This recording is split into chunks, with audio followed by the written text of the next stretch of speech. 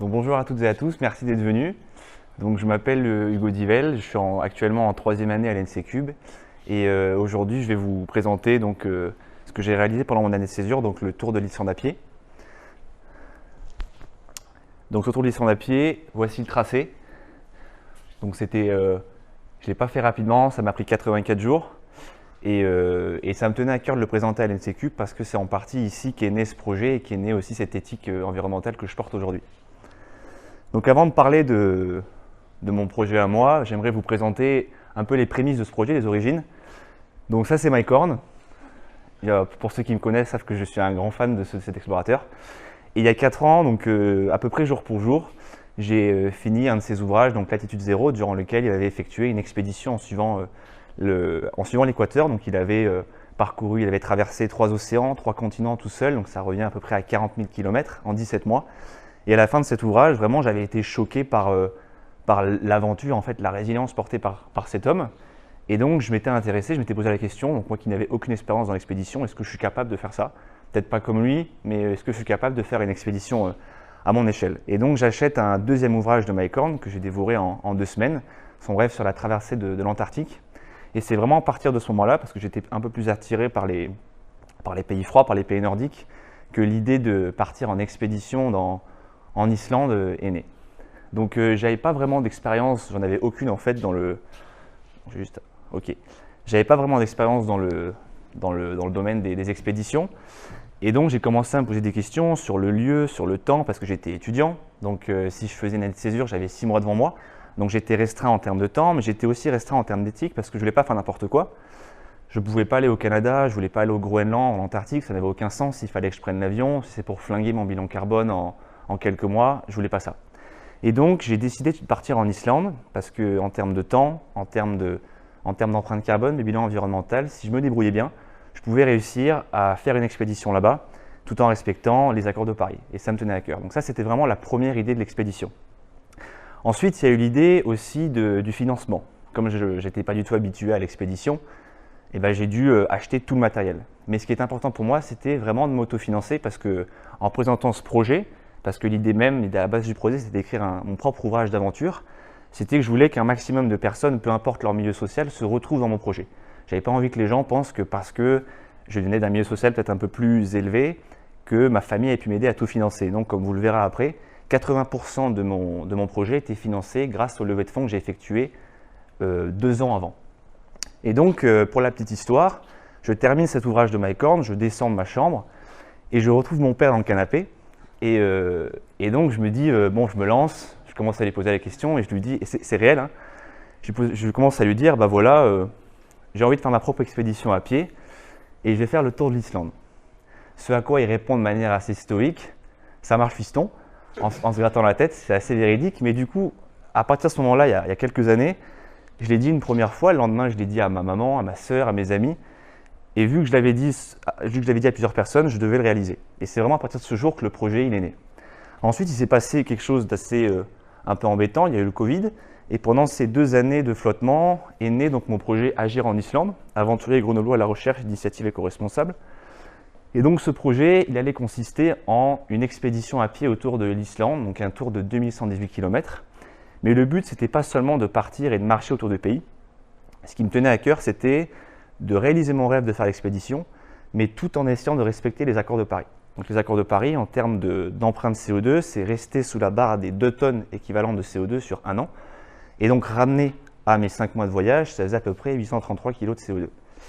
Et pour mettre en avant les efforts individuels, j'ai décidé de prendre en compte l'habitat, l'alimentation, la mobilité et le matériel.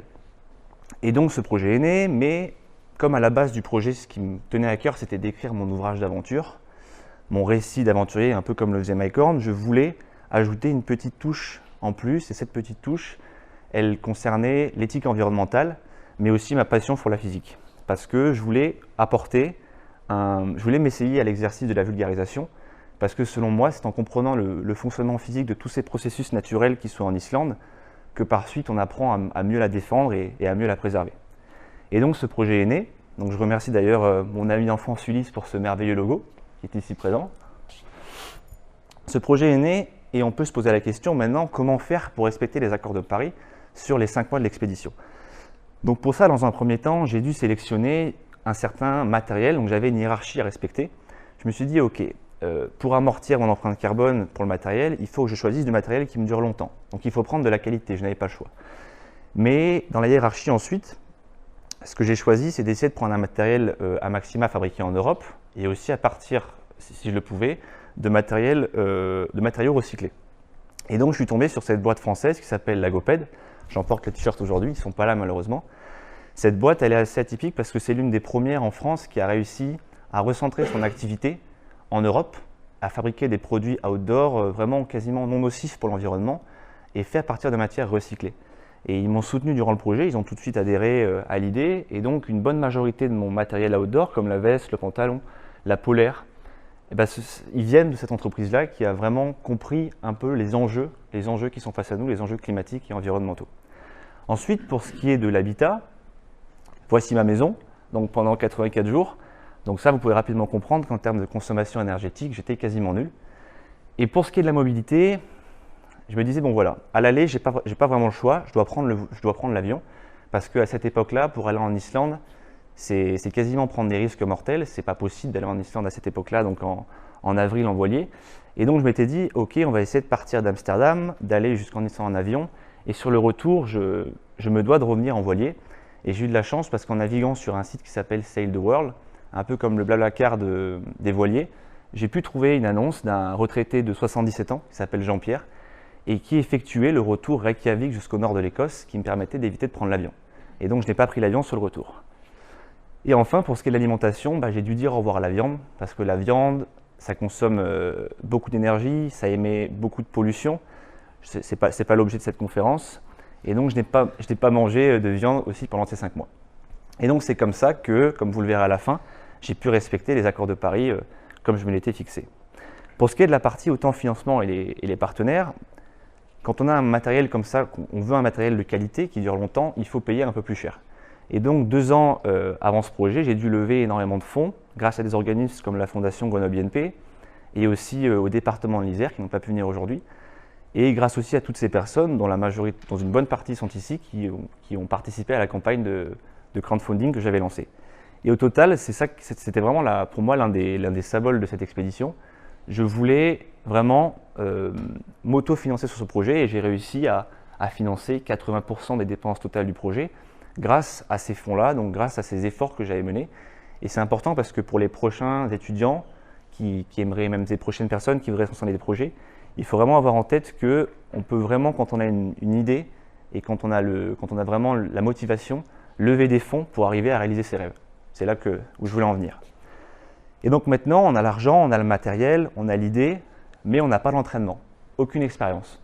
Donc je me suis dit, j'ai fait appel à 2 copains qui ne sont pas là aujourd'hui mais qui sont sur la photo, Victor et Léo, et je leur ai dit, j'ai jamais campé en hiver, jamais campé sur la neige, avec le froid. Et donc, prenez-moi avec vous dans vos week-ends parce qu'il faisait beaucoup de montagnes.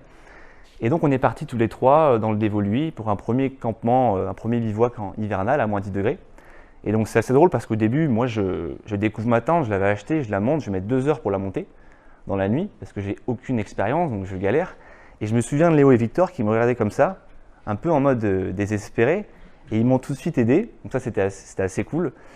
Et après le montage de la tente, je me souviendrai toujours de ce que m'a dit Léo. Il m'a regardé dans les yeux, il m'a dit franchement, je m'inquiète un peu parce que au vu des conditions en Islande, tu vas galérer et tout. Et du coup, on a pas mal discuté. Et donc, j'ai enchaîné après avec 2 entraînements en solitaire pour m'habituer au montage de la tente avec l'humidité, sous la pluie, avec le vent aussi. Et puis, un dernier entraînement autour du Mont Aigu avec mon parrain ici présent pour m'habituer à la marche avec le sac à dos parce que ça aussi, j'étais pas habitué. Marcher 8 heures par jour avec plus de 20 kg sur le dos, ce n'est pas quelque chose qu'on est habitué à faire et il faut que le corps, en quelque sorte, s'habitue rapidement. Et c'est ainsi donc le 1er avril 2022, je suis parti donc pour un tour de l'Islande à pied en solitaire. Et je vais à présent vous rentrer un peu plus en détail dans les multiples récits et anecdotes de l'aventure. Dès que j'arrive en Islande, donc durant ces 190 premiers kilomètres, j'ai dû faire face vraiment à un climat que je ne connaissais absolument pas. Et ce climat, il a été assez infernal avec moi pendant les 8 premiers jours parce que j'ai littéralement tout connu.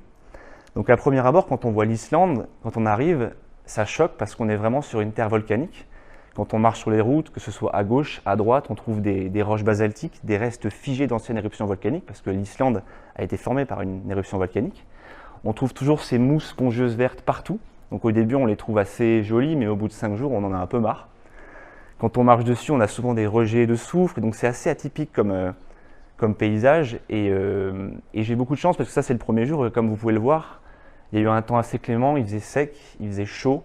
C'était parfait, il n'y avait pas de vent et donc j'étais assez motivé au début. Sauf que j'arrive en Islande et je le sais, le climat va être assez catastrophique parce qu'au début, je suis la route du sud et cette route du sud, elle est très influencée par le climat océanique. Et donc, pendant les premiers jours de l'expédition, je vais découvrir l'humidité, le froid hivernal. En moyenne, sur les 8 jours, il a fait moins 5 degrés Celsius et j'ai connu des ressentis des fois à moins 20. Et donc, pour vraiment vous plonger avec moi dans ces premiers jours, je vais vous raconter 2 anecdotes, donc 2 jours que j'ai vécu là-bas. Le premier jour qui me vient en tête, c'est le deuxième jour de l'expédition. Donc là, oui, donc ça, j'en ai pas parlé aussi, c'est une photo qui est assez parlante, avant de parler de ces anecdotes.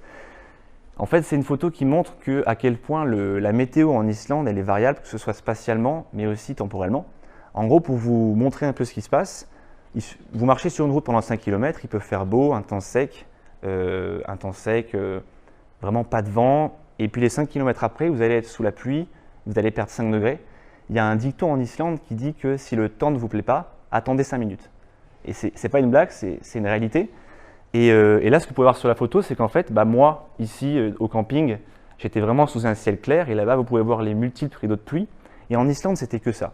C'était toujours, il fallait enlever la veste, la remettre, enlever la polaire, mettre le bonnet, enlever la cagoule, mettre les gants. C'est ça tout le temps. Donc c'était assez insupportable au début, mais quand on devient fou, on finit par s'y habituer. Donc maintenant, je vais vous raconter ces premiers jours qui ont été assez compliqués. Donc dès le jour 2 de l'expédition, je pars d'un camping au sud-ouest du pays qui s'appelle Grindavik. Et donc je pars pour ma première... Je me rappelle regarder à travers la fenêtre du camping dehors, je sais que c'est ma première journée de l'expédition avec vraiment un climat catastrophique. C'est la tempête dehors. Et moi, je pars de manière assez sereine. J'ai mon matériel, j'ai mes 3 couches, j'ai ma veste qui est censée supporter les 20 000 mm de pluie. Et donc, je suis assez serein. Je me dis, je suis invincible. Au bout de quelques heures de marche, je suis trempé. En fait, l'eau, elle a pénétré dans chaque interstice dans le matériel. Les vêtements imperméables, ça marche bien, mais au bout de quelques heures, ça ne marche plus. Donc, au bout de quelques heures, j'ai compris que durant l'Islande, j'allais être trempé, toute l'Islande. Ce qui est assez drôle, c'est que dès ce jour 2 de l'expédition, lorsque je marche, il y a des vents extrêmement forts, il y a des rafales à plus de 80 km/h, si bien que tous les 5 minutes, il y a des rafales toutes les 5 minutes pendant 4 heures, si bien que je suis obligé de m'arrêter parce que je ne peux plus avancer. Et donc pendant 4 heures, pendant 10 km, toutes les 5 minutes, je dois m'arrêter parce que je ne peux plus avancer. Et pour couronner le tout dès ce jour 2, je me souviens que ça m'avait assez marqué, il pleuvait horizontalement. Et ça, au début, je me suis dit, c'est quand même bizarre, c'est pas possible. Mais le vent était tellement fort en moyenne, à plus de 70 km/h, que lorsque je marchais en direction de l'est et du sud-est, donc c'est de là d'où venait le vent fort, la pluie, la force du vent, elle dominait tellement sur la gravité que je me retrouvais avec une pluie de face. Et j'ai fait un test, je suis arrivé au niveau d'un parking au sommet d'un col, il y avait une petite maisonnette, je me suis caché derrière la maisonnette qui était en fait, qui cachait la face sud-est, j'ai enlevé ma capuche et il n'y avait plus de pluie. Et c'est là que je me suis dit que ce pays était assez particulier et j'allais beaucoup en chier, excusez-moi du terme, pendant ces 84 jours. Donc arrivé au sommet du col, donc après cette journée compliquée, j'ai effectué 10 km en 4 heures, c'est catastrophique, c'est un rythme vraiment pas terrible, mais je n'avais pas le choix. Et par chance, sous la route 427 de l'époque, il y a un tunnel que vous pouvez voir ici. Et donc je vais planter la tente sous ce tunnel, enfin je vais juste la poser. Et c'est durant cette nuit que je vais vraiment découvrir l'humidité de l'Islande. Quand j'arrive dans ce tunnel-là, je suis trempé, je plante ma tente et dans ma tente j'ai 2 parois. Une paroi interne qui me protège de l'humidité et externe qui protège vraiment des intempéries extérieures. Je mets toutes mes affaires trempées à contre-cœur dehors parce que je n'ai pas envie de mouiller mon duvet et tout le reste du matériel. Et en fait, dans la nuit, toutes les 30 minutes, tellement que c'était humide, je me devais d'essuyer la paroi extérieure, vraiment toutes les 30 minutes, parce qu'il y avait des gouttelettes, des centaines de gouttelettes qui apparaissaient partout dans la tente, même à l'intérieur. Si bien qu'il restait 2 choses qui n'étaient pas trempées dans ma tente, mon sac de couchage, heureusement, et mes habits secs dans les poches imperméables. Et dès le matin, j'ai compris ce qui allait m'arriver durant ce reste du Tour d'Islande à pied. Lorsque j'ouvre l'abside pour me préparer, je me suis rendu compte que tous mes habits étaient trempés. tout, mes chaussettes, mes chaussures, mon pantalon, ma veste. Et j'avais 34 km à faire jusqu'au camping. Et ce jour-là, j'ai compris que tout le Tour d'Islande, j'allais le faire tremper en fait. Il fallait accepter de remettre ses habits mouillés, de remettre ses habits froids. Et c'est quelque chose qu'il fallait tout de suite accepter. Si ce jour-là, je ne l'avais pas accepté, je n'aurais pas pu le faire. Le deuxième jour qui vient, la deuxième anecdote qui me vient en tête, donc c'est vraiment l'opposé, et ça montre à quel point le climat il change tout le temps. C'est plus de la pluie, mais c'est de la neige. Quand j'ai pris la route en direction des terres, donc j'arrive à Olfus, une ville un peu plus à l'est, en suivant la route 427, et j'avais comme objectif de visiter une centrale géothermique qui se situe dans le village de Elisheidin, un peu plus dans les terres. En hiver, c'est déconseillé d'aller dans les terres parce que le climat il change vraiment beaucoup. On atteint des températures négatives, des vents extrêmement forts. Et donc, je me lance dans ces terres islandaises glaciales. Et encore une fois, le vent, il s'attaque à moi. Donc, c'est toujours un vent de sud-est qui m'a obligé à marcher pendant 4 heures, donc pendant 20 km, penché, parce que j'avais du vent de côté. Et c'est assez drôle, sur le coup, c'était assez drôle parce que du coup, pendant 20 km, j'ai dû marcher comme ça, avec les bâtons, pour m'équilibrer avec le vent. Et on avait 2 types de réactions parce qu'il y avait beaucoup de touristes à l'époque. On avait d'un côté les touristes qui me regardaient, qui ne comprenaient pas pourquoi un type habillé en bleu avec une capuche et un sac à dos marchait sur le côté, penché à 20 degrés. Et ce qui était assez étonnant, c'est qu'il y avait les Islandais qui n'ont jamais surréagi et qui m'encourageaient tout le temps parce qu'ils comprenaient le merdier dans lequel je me trouvais. Et donc je continue d'avancer dans ces terres, peu à peu, et je m'approche des montagnes, de l'hiver. Et donc ce jour-là, en fait, sans le savoir, j'ai vécu la journée la plus froide de mon expédition. Lorsque je continue donc d'avancer sur cette route en direction des terres, le soleil, à l'époque c'est encore l'hiver, donc le soleil se couche très tôt, et donc je suis assez stressé par ce soleil qui se couche, parce que qui dit soleil qui se couche, dit aussi la galère de monter la tente, dit aussi le froid, et donc je me dépêche de la monter. À l'époque, je me souviens, j'avais mes moufles, et comme je m'active pas mal de temps, je commence à avoir très chaud, j'enlève mes moufles, et au bout de 15 secondes, je me rends compte que je n'arrive plus à bouger mes doigts. J'ai des picotements dans chaque bout de doigt. Et là, je suis intrigué et je me dis, il vaudrait mieux pas que je continue. Donc, je remets mes moufles. Je finis le montage de la tente, je rentre dans la tente. Mais quand même, cette histoire de picotement de doigts m'avait intrigué. Et donc, je refais un test dans la tente. Je me rappelle, je mets le chronomètre. Bon, j'avais que ça à faire. J'étais tout seul pendant 84 jours. Et je me souviens que j'enlève les moufles et en 10 secondes, vraiment, mes doigts étaient ralentis par le froid. Et si je restais peut-être 15 secondes de plus, je pouvais commencer à avoir des engelures. Et c'est là que je me suis dit vraiment à quel point, dès le jour 4 de l'expédition, j'arrive à la frontière vraiment du danger. Je n'ai pas le droit à l'erreur, je n'ai pas le droit de faire n'importe quoi, je dois être tout le temps lucide. Et ce soir-là, j'ai lancé mon application météo et je me suis rendu compte qu'il faisait moins 20 degrés en ressenti. J'avais jamais connu de toute ma vie une température aussi froide. L'Islande, c'est aussi des routes infiniment longue, parce que outre le climat difficile, il faut aussi arriver à marcher sur ces routes-là. Donc ça, c'était, je me souviens, dès une vingtaine de jours, dès que j'avais passé la région du sud-ouest avec énormément de cascades, un pays magnifique, enfin vraiment une région magnifique qui motive lorsqu'on avance. Pour rejoindre le glacier que vous pouvez apercevoir juste ici, je devais effectuer 3-4 jours de marche sur cette route-là. Et à cette époque, je ne me rendais pas compte, mais pendant 3-4 jours, en fait, c'était cette route-là sur laquelle je marchais, avec à droite, comme je vous l'ai dit tout à l'heure, des mousses, quelques restes figés d'anciennes éruptions. À gauche, la même chose. En temps normal, lorsque je marche sur des routes pas comme celle-là, j'essaie de me mettre en place des moyens pour arriver à tuer le temps. Parce que lorsqu'on marche 8 heures par jour, il faut réussir à avancer pas par pas. Ce que je faisais en temps normal, c'est que par exemple, s'il y a une montagne là-bas, je vais me dire, ok, marche jusqu'à la montagne, et quand tu arrives à la montagne, tu feras un point GPS, tu feras une pause en buvant de l'eau, et en avançant comme ça, pas par pas, objectif par objectif, c'est comme ça que j'arrivais jusqu'à 2 heures de fin de la journée, et là j'utilisais l'atout ultime de la musique qui me permettait vraiment de me perdre dans mes pensées. Et là du coup, ce que je vais vous raconter, c'est une anecdote où tout ça n'a pas marché, durant ces 4 jours avant d'arriver à un village vraiment quasiment avant les glaciers.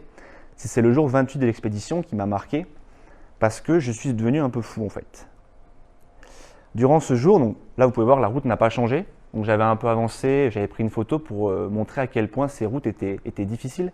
On ne s'en rend peut-être pas compte maintenant quand on voit les photos, mais vraiment imaginez-vous marcher sur cette route-là, il y a juste des traces blanches à gauche, à droite, il y a de la mousse. C'est extrêmement pas motivant à marcher sur ces routes-là. Et donc, je me souviens, je me lance un soir, j'étais dans ma tente et j'étais embêté parce que j'avais plus de batterie. Mon téléphone, j'estimais qu'il lui restait à peu près 2 jours de batterie.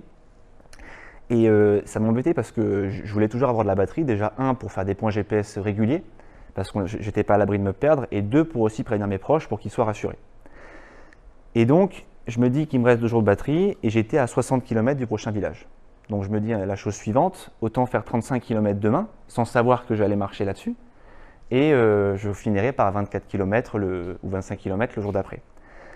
Le lendemain, au bout de 10 km sur cette route-là, j'ai senti en fait que mon corps était déjà fatigué parce que ça faisait 200 km que je marchais sans pause, étalé sur plusieurs jours. Et au bout de 10 km, c'est la première fois depuis le début de l'expédition où j'ai senti que mon corps il perdait ses repères. J'ai perdu mes repères vraiment spatiaux et je perdais complètement les pédales. L'exemple qui me vient en tête, c'est qu'au bout de 10 km sur cette route-là, donc à cause de ce que j'ai expliqué, à cause du fait que cette route elle est infiniment longue et que je n'arrivais pas à me déterminer des objectifs pour avancer, je me souviens que habituellement, je marchais avec mes bâtons. Quand j'avançais avec le pied gauche, je plantais avec le pied droit et j'avançais, j'avais un rythme qui était assez régulier. Et à un moment donné, je ne sais pas pourquoi, mon corps a perdu ses repères et j'ai commencé à planter le bâton dans le vide sans toucher le sol. Ce qui fait que j'ai trébuché 1 fois, 2 fois, 3 fois, sans vraiment comprendre ce qui m'arrivait. Donc je tombais par terre, je me relevais et vraiment j'avais l'impression de devenir un peu fou. Et la deuxième chose aussi qui est arrivée et qui m'a fait m'arrêter et me dire mais qu'est-ce qui se passe, c'est que les bâtons, en plus que mon cerveau n'arrivait plus à calculer la bonne distance pour qu'il tape le sol, je n'arrivais plus à gérer la bonne trajectoire des bâtons, ce qui fait que je tapais dans les bâtons et que je trébuchais encore plus. Et à ce moment-là, j'étais tellement à bout, je pense, tellement dans une zone rouge, que pendant 45 minutes, je ne me souviens pas ce qui s'est passé. En fait, j'ai l'impression que ma tête s'est mise dans un état de méditation active, et heureusement, et ça m'a permis d'avancer pendant 45 minutes, 1 heure, sans que je sache. C'est-à-dire que je marchais, mon corps était contrôlé par mon cerveau comme une marionnette, et c'est réel parce que j'avançais sur cette route-là et je n'étais plus en Islande. Et ça peut vous paraître un peu fou de se dire qu'on part de l'Islande, qu'on s'évade alors qu'on est dans un pays comme celui-ci. Mais je vous assure que sur cette route-là, ce n'est pas moi qui l'ai déclenché. Mon corps était tellement dans un état extrême, un état d'urgence, que ma tête a pris le contrôle et que j'ai développé cette capacité de méditation active. Et ça m'a beaucoup aidé durant les marches parce que là, au début, c'est la première fois que je l'utilise. Et au début, je ne me rends pas compte. Je m'en suis rendu compte quand j'ai pris mon téléphone et que j'ai vu que j'avais avancé 5-6 km. Et ça va beaucoup m'aider pour la suite, comme vous allez le voir, sur ces longs tronçons autour de l'Islande. À présent, après vous avoir parlé de ces moments un peu pas très joyeux, liés à la résilience face à ces longues routes infinies, ça me paraissait aussi important de vous présenter les journées typiques que je vivais autour de l'Islande. Donc ça, c'est ma tente, donc c'est mon habitat. Donc là, vous pouvez voir la paroi intérieure, donc qui me protège de l'humidité, avec le filet en dessous qui est censé recevoir les gouttes de condensation qui après se déposent sur le côté. Et puis vous avez aussi la paroi extérieure qui me protège littéralement de tout, du vent, de la neige, de la pluie.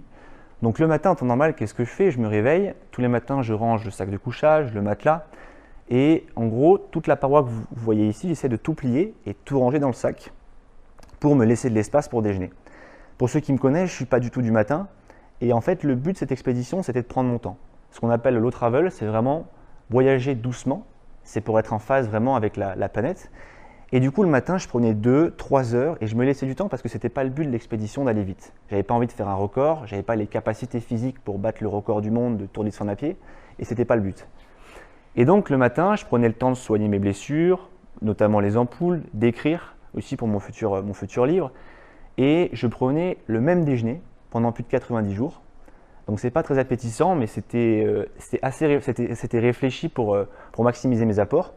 Donc tous les matins, je faisais chauffer mon petit réchaud à alcool. C'était un réchaud à alcool à brûler. Je me faisais 150 g de flocons d'avoine dans de l'eau chaude avec une cuillère de confiture. Je mangeais 3 à 4 carrés de chocolat, du pain et du fromage. Et ça pendant 90 jours. Et je me faisais aussi un café. Et lorsque tout ça c'était prêt, au bout de 2-3 heures, il fallait réfléchir à prendre le moins de temps possible pour sortir de la tente et plier la paroi extérieure et la ranger dans le sac. Pourquoi? Parce que dehors, des fois, il y avait du vent, il pleuvait. Et pendant cette période de transition, entre le moment où la tente est dehors et mon sac est ouvert, il fallait que j'aille vite parce qu'il ne fallait pas mouiller mes affaires. C'est le plus important. Quand je suis prêt, donc je démarre ma journée de randonnée. Donc il faut savoir en Islande qu'en moyenne, comme j'ai effectué, il y avait une petite photo drôle de moi pendant que je dormais. J'avais un duvet sarcophage. Il faut savoir, donc pendant la marche à pied, donc en gros j'ai fait 2118 km à pied en 84 jours, ça correspond à 25 km par jour. Chaque jour j'avais en moyenne entre 26 et donc 28 kg sur le dos. Donc quand je partais des villages et que j'achetais mes courses, mon sac il faisait 30 kg sur le dos. Et quand j'arrivais dans les villages au bout de 5-6 jours, il faisait 26 kg. Et donc tous les jours c'était à peu près la même chose, c'est-à-dire que je m'autorisais 2 pauses et je ne mangeais jamais le midi. Pour la simple et bonne raison que lorsque je m'arrêtais de manger, je consommais énormément d'énergie. Et enfin, je veux dire, la digestion consommait énormément d'énergie. Il m'est arrivé de ne pas repartir, en fait, de planter la tente parce que j'étais KO. Pour aussi, très important aussi, je l'avais appris avant, c'est que dans la journée, toutes les heures, j'essaie de m'alimenter en cacahuètes, en amandes, en raisins secs pour maintenir mon taux d'énergie constant parce que sans se rendre compte, mon corps il s'épuisait chaque jour. Et donc, comme j'ai dit, je m'effectuais 2 pauses. Et j'avais aussi eu un filtre, je ne l'ai pas dit au début, offert gentiment par l'entreprise française Earthfox, qui me permettait de filtrer l'eau des rivières glaciaires, et ce qui m'a permis chaque jour de boire en moyenne 3-4 litres d'eau. Donc la marche se déroule jusqu'au soir, et le soir, c'est le chemin inverse, le cheminement inverse. Donc le but c'est de monter la paroi extérieure le plus rapidement possible, d'autant plus qu'en moyenne, un jour sur 2, durant mon expédition, il a plu. Donc c'était un peu galère pour tout mettre en place. Et comme les flocons d'avoine le matin, chaque soir, c'était le même plat pendant 90 jours. Des pâtes à la sauce tomate avec du fromage, du pain. Et en jour de tempête, pour booster ma dopamine, parce que c'est important, 2 à 3 carrés de chocolat. C'est essentiel parce qu'on ne dirait pas, mais ça permet de dormir. Au début, je ne le savais pas. Et donc voilà, donc là c'était vraiment pour vous présenter une journée typique de l'expédition. Maintenant, je vais vous parler de quelque chose qui est assez important. C'est que durant les 30 premiers jours de l'Islande, je considère que j'ai plus souffert qu'apprécié l'expédition. Ce qui est normal parce qu'il faut un temps d'adaptation. Donc pendant une trentaine de jours, ça a été compliqué parce que je devais faire face au climat, à ces longues routes. Et je pense que j'ai passé un cap à partir de ce jour 34 de l'expédition. En gros, ce jour 34, j'arrivais face à ce glacier. Donc le glacier que je mentionne, c'est le Vatnajökull. C'est la calotte glaciaire la plus grande de l'Islande. Elle fait 8300 km², c'est l'équivalent d'un peu plus de 1 million de stades de foot, donc c'est gigantesque. Et j'avais prévu à l'avance, lorsque j'avais préparé mon tour de l'Islande à pied à Grenoble, que lorsque je contournerais ces 130 km du glacier, j'allais rencontrer des difficultés parce qu'autour de ce glacier, il n'y a personne. Comme vous pouvez le voir ici, c'est la nature qui domine. Il n'y a personne, il n'y a pas de magasin pour faire ses courses, il n'y a vraiment rien. Et donc j'avais prévu dans mon sac à dos une certaine quantité de repas lyophilisés pour prévoir le coup. Au cas où je me blessais, je devais rester là 5 jours de plus, pour vraiment prévoir le coup. Donc j'avais fait ça bien. Le problème, c'est que au jour 34 de l'expédition, je me souviens, je me réveille le matin, je termine mon réservoir d'alcool liquide et je suis assez serein parce que je sais que dans 19 km, il y a une station-service qui est censée être ouverte. Je marche une journée sous la pluie et lorsque j'arrive à la station-service, elle est fermée. Donc la conclusion, elle est simple et immédiate. Pendant ces 4 jours le long du glacier, je n'aurai pas accès à de l'alcool, donc je ne pourrai pas faire chauffer d'eau, pas de pâtes non plus. Et donc ça m'a fait un peu paniquer au début, parce que du coup je ne m'étais pas autorisé à appeler de l'aide, parce que j'aurais très bien pu appeler de l'aide, mais j'avais prévu le coup parce que j'avais acheté pas mal de nourriture solide. J'avais acheté des bars, du pain, du fromage. Donc je savais que ça allait être limite, j'allais me rationner, j'allais perdre beaucoup de poids, mais que je pouvais y arriver. Et donc le jour 35, j'y vais, je commence, je fais 34 km, et c'est là que je vois des paysages magnifiques comme vous pouvez voir juste ici, avec des rivières glaciaires, des langues glaciaires qui témoignent vraiment du lent écoulement des glaciers. C'est la première fois de ma vie que je voyais des paysages comme ça.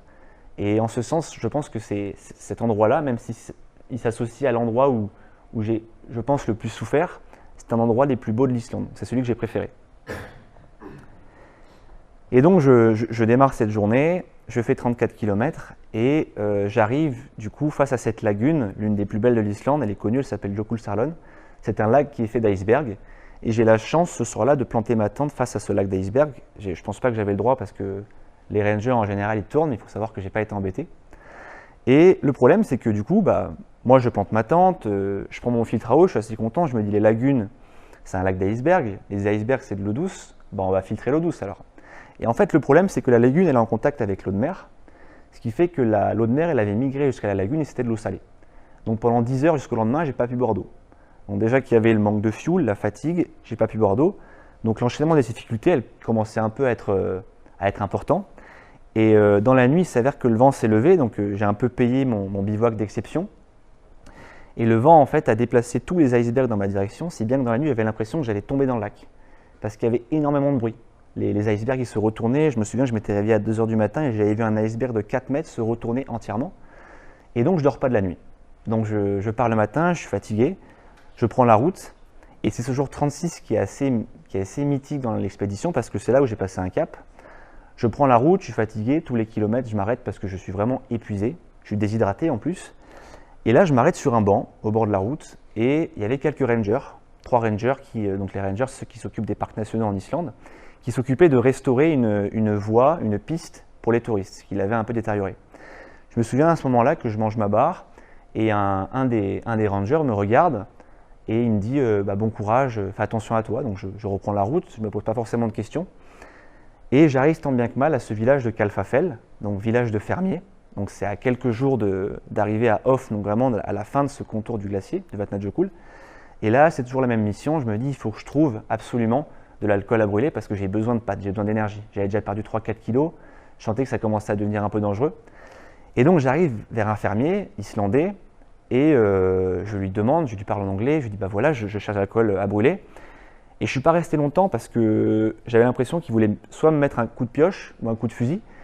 Et après, je n'ai pas vraiment engueulé parce que je le comprends. Il faut imaginer que ces gens-là, ils vivent quand même la majorité de leur vie à côté de glaciers. Ils connaissent des hivers où il fait nuit, où il fait extrêmement froid. Donc je repars, je rebrousse chemin, je suis un peu déçu. Et lorsque je reviens sur mes pas, il y avait cette espèce de bâtisse et un jeune homme qui était en train de remplir son 4x4 et son réservoir d'huile. Et il s'avère que ce jeune homme, c'était le ranger que j'avais croisé. Et donc je vais le voir, j'explique la situation. Et c'était son premier jour en tant que ranger et je le nomme, je propose de dire son nom parce qu'il m'a vraiment aidé. Il s'appelle Marek, c'est un Slovène. Et Marek, il ne m'a pas passé d'alcool à brûler, mais il m'a donné à manger. Il m'a passé il m'a passé des abricots secs, des tartines, et il m'a conseillé même un endroit où camper, ici, vraiment protégé du vent. Et j'ai jamais aussi bien dormi grâce à lui. Et donc le soir, je vais me coucher dans ma tente, je suis fatigué. Et à 21 h, parce que là, c'est vraiment l'anecdote à raconter, à 21 h, j'entends une voix, quelqu'un qui me parle. Au début, je me dis, bah merde, c'est foutu, le ranger, il va me démonter, j'ai fait une bêtise, j'aurais pas dû faire un feu. Ah non, même pas, c'est même pas un feu parce que j'avais pas d'alcool, pardon. Et en fait, j'ouvre la porte de la tente et qui je vois, Marek, ce Slovène, il m'avait préparé un plat de pâtes chaudes avec de la sauce tomate, donc 250 g de pâtes, des oignons, je peux sentir les épices, et il m'a préparé un thé chaud. Et je me souviens, ce jour-là, j'étais fatigué, je le regarde, j'essaie de trouver des mots en anglais pour lui dire merci. Et on discute 1 heure, et c'était son premier jour de ranger, et il m'avait dit qu'on lui avait expliqué que c'était important de venir en aide aux gens qu'il rencontrait. Et à partir de ce jour-là, je lui ai fait une promesse, parce qu'il m'a demandé de finir ce tour de l'Islande à pied. Et je pense que c'est à partir de ce cap-là et tout cet enchaînement de difficultés que j'ai vraiment compris que je pouvais le faire. Et donc quelques jours après, donc j'arrive à Hofn et donc j'ai réussi à contourner ces 130 km du glacier. J'ai perdu 6 à 7 kilos, je ne sais plus exactement, mais j'étais vraiment maigre. Je me rappelle avoir appelé mes parents et ils me demandaient si je mangeais.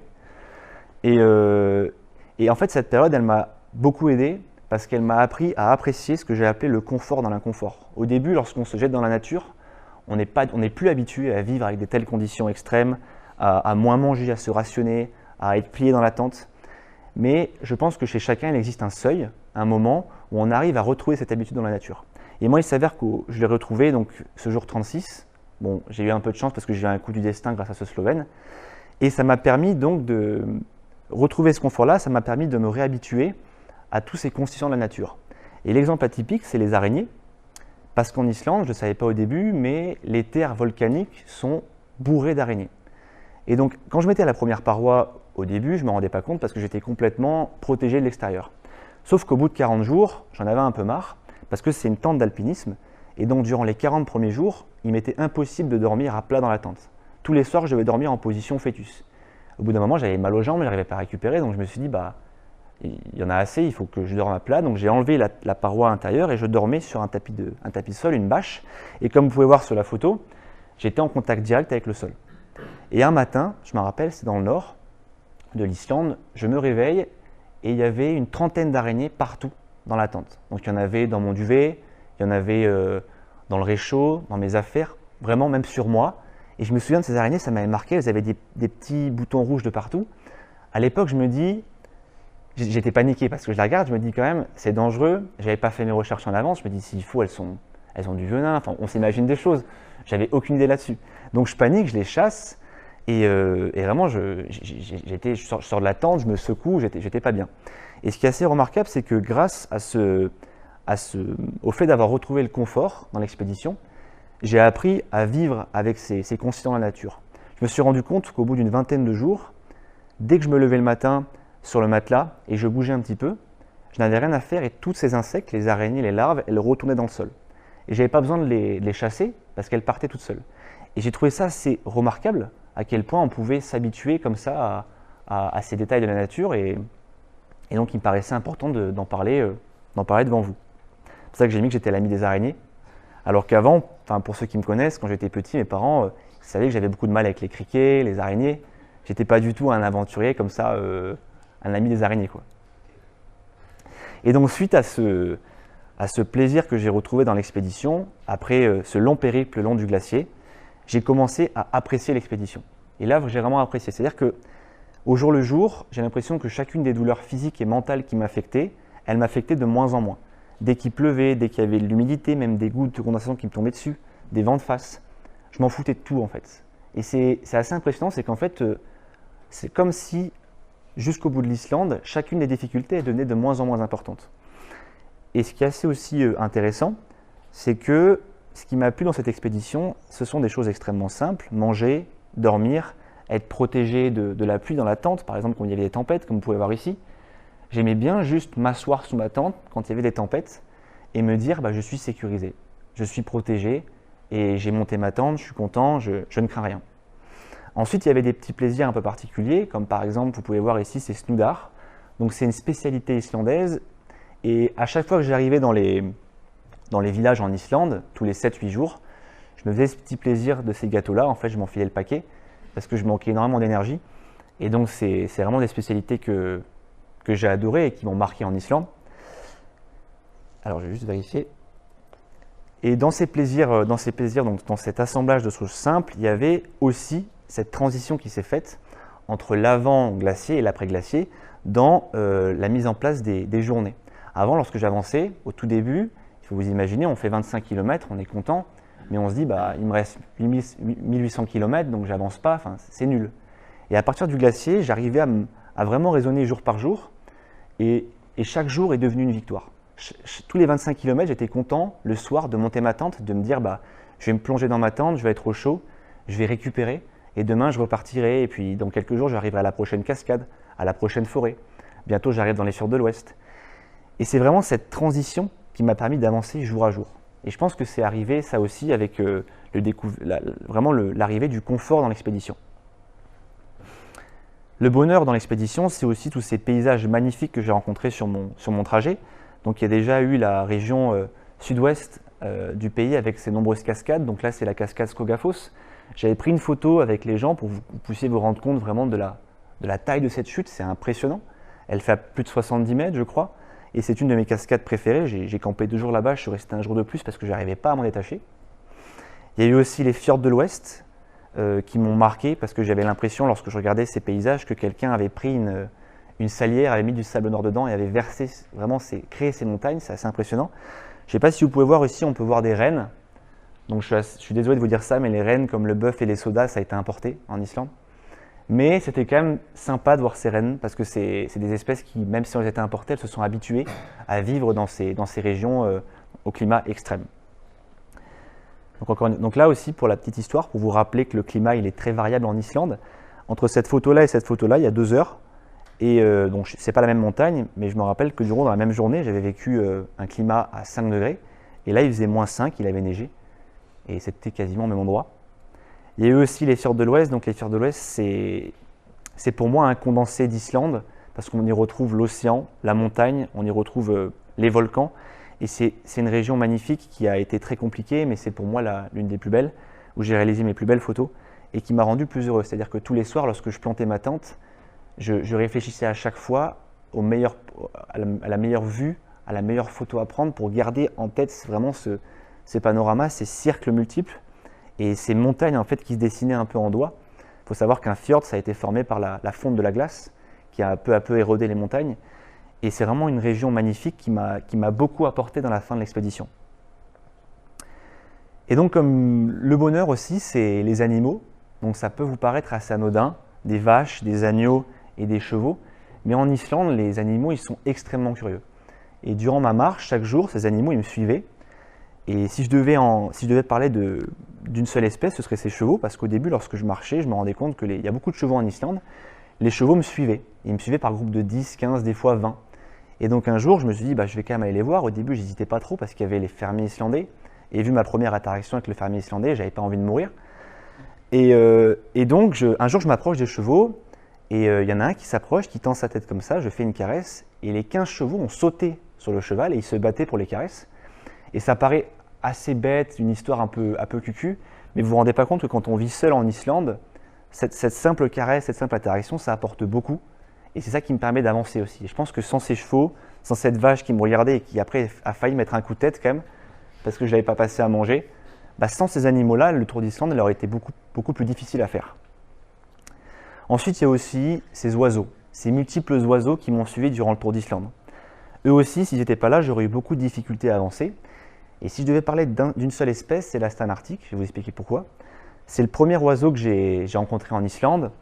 Et cet oiseau, il est assez atypique parce que c'est une espèce qui parcourt 70 000 km par année. Elle effectue aller-retour Arctique-Antarctique. Et sur l'échelle de toute sa vie, elle effectue l'équivalent de la distance Terre-Lune. Et donc cet oiseau, au début, lorsque je marchais, à chaque fois que j'étais sous la pluie, que je galérais à avancer sur ces routes infinies, il me suivait toujours et il volait par à-coups comme ça, vraiment en effectuant des cris assez stridents, assez effrayants. Et souvent, il volait à 1 mètre de moi, à 2 mètres. Et j'ai jamais eu l'impression qu'il voulait m'attaquer. Jusqu'au jour où j'arrive au kilomètre 1400 dans les fjords de l'Ouest, à Borderie, je me souviens. Je pose mon sac et là j'arrive au camping, c'était le début d'un fjord et il y avait une trentaine de stanes arctiques qui couvaient leurs œufs. Donc là je suis heureux, vraiment comme pas possible, je jette mon sac, je monte ma tente et je me dis je vais prendre des photos, c'est un oiseau qui est magnifique. Et le problème c'est qu'en fait j'avais pas capté, donc je monte ma tente et il y a la directrice du camping qui arrive et qui me dit mais attention monsieur, mettez votre chapeau parce que les sternes vont vous attaquer. Et donc au début, moi je ne comprends pas, parce que pendant 1400 km, donc pendant 60 jours, elles ne m'ont jamais attaqué. Enfin du moins c'est ce que je pensais. Et du coup je prends mon téléphone assez serein, je me balade comme ça entre les sternes qui couvaient leurs œufs. Et d'un coup il y en a une face à moi qui s'est levée à la verticale et qui m'a attaqué la tête comme ça, qui s'est mise à me piquer vraiment la tête, qui m'a foncé dessus. Et donc j'ai couru peut-être, je ne sais pas, 100 mètres à fond et je me suis jeté sous la labo du camping. Et lorsque je suis revenu, il y avait tous les campeurs qui ne comprenaient pas ce qui se passait, parce que j'avais démonté en fait la canalisation du lavabo, donc mon sage n'y pouvait rien. Et en fait, à partir de ce jour-là, j'ai compris que les sternes, depuis le début, c'était pas un coup du destin, c'était pas des oiseaux envoyés par je ne sais quelle force pour m'aider. Les sternes sont habitués à poser leurs œufs au bord des routes, et ce sont des espèces d'oiseaux extrêmement protectrices. Et quand il y a un chien, une voiture ou même d'autres oiseaux qui arrivent sur ces zones-là, les sternes les attaquent. Et là, pendant les 1400 premiers kilomètres, je me suis attaqué des fois par 2-3 sternes, mais elles n'osaient pas venir parce qu'elles étaient seules. Dans les fjords de l'Ouest, c'est des groupes de 100 qui m'ont attaqué. Et pour vous donner un ordre de grandeur, j'ai passé en gros, je pense, 3 à 4 semaines dans les fjords de l'Ouest. Et tous les jours, 3 fois par jour en moyenne, j'avais donc ces groupes de sternes qui s'élevaient et qui m'attaquaient. Donc ça me paraît assez intéressant de vous expliquer les attaques des sternes. Donc imaginez-moi, je marche du coup sur les routes dans les fjords de l'Ouest. Et les sternes se lèvent toutes d'un coup parce que je marche sur la route mais j'ai pas le choix et les œufs sont à côté. Et elles se mettent à tourner comme ça autour de moi en cercle. Et parmi ces sternes, il y a deux teams. Il y a la team des sternes qui vont m'attaquer, donc une dizaine de sternes me tombent dessus. Donc je suis obligé de mettre ma capuche parce qu'elle me pique la tête. Et le reste des sternes en fait font leurs besoins sur moi. Et pour les faire fuir, je n'ai pas le choix que de prendre mes bâtons, de tourner en l'air et de crier. Et un jour, je marche sur la route comme ça, et pendant 10 minutes, vraiment, je crie comme ça, je tourne, et les sternes ne me lâchent pas. Et je baisse la tête, et en fait, un camionneur s'était arrêté, il avait vraiment mis le frein à main, et il me regardait depuis 10 minutes, quoi. Et il se foutait de ma gueule. Et ça m'a marqué, parce qu'en plus, ça se voyait qu'il était islandais, et je l'ai compris après dans les fjords de l'Ouest, il y a des panneaux, vraiment des panneaux avec ces oiseaux. Et quand vous allez faire les courses, vous prenez un bâton pour faire la distance parking-magasin et vous faites comme ça au-dessus de votre tête parce que c'est connu là-bas, les Stan Arctic attaquent les gens. Et donc je ne savais pas au début. Et bien sûr, j'ai eu une chance inouïe parce qu'à la fin de mon tour d'Islande à pied, le 3 août, il y a eu une éruption volcanique pas loin de Reykjavik. Et donc j'ai pu vraiment aller sur le site à 50 mètres du volcan et voir cette éruption. Je pense que c'est une chance inouïe, ça arrive qu'une fois dans une vie. Et d'ailleurs, pour l'histoire assez drôle, il s'avère que le soir où le volcan est entré en éruption, on a eu un séisme au camping juste avant. Donc j'ai vécu le séisme. Et dans le camping, il y a eu une explosion.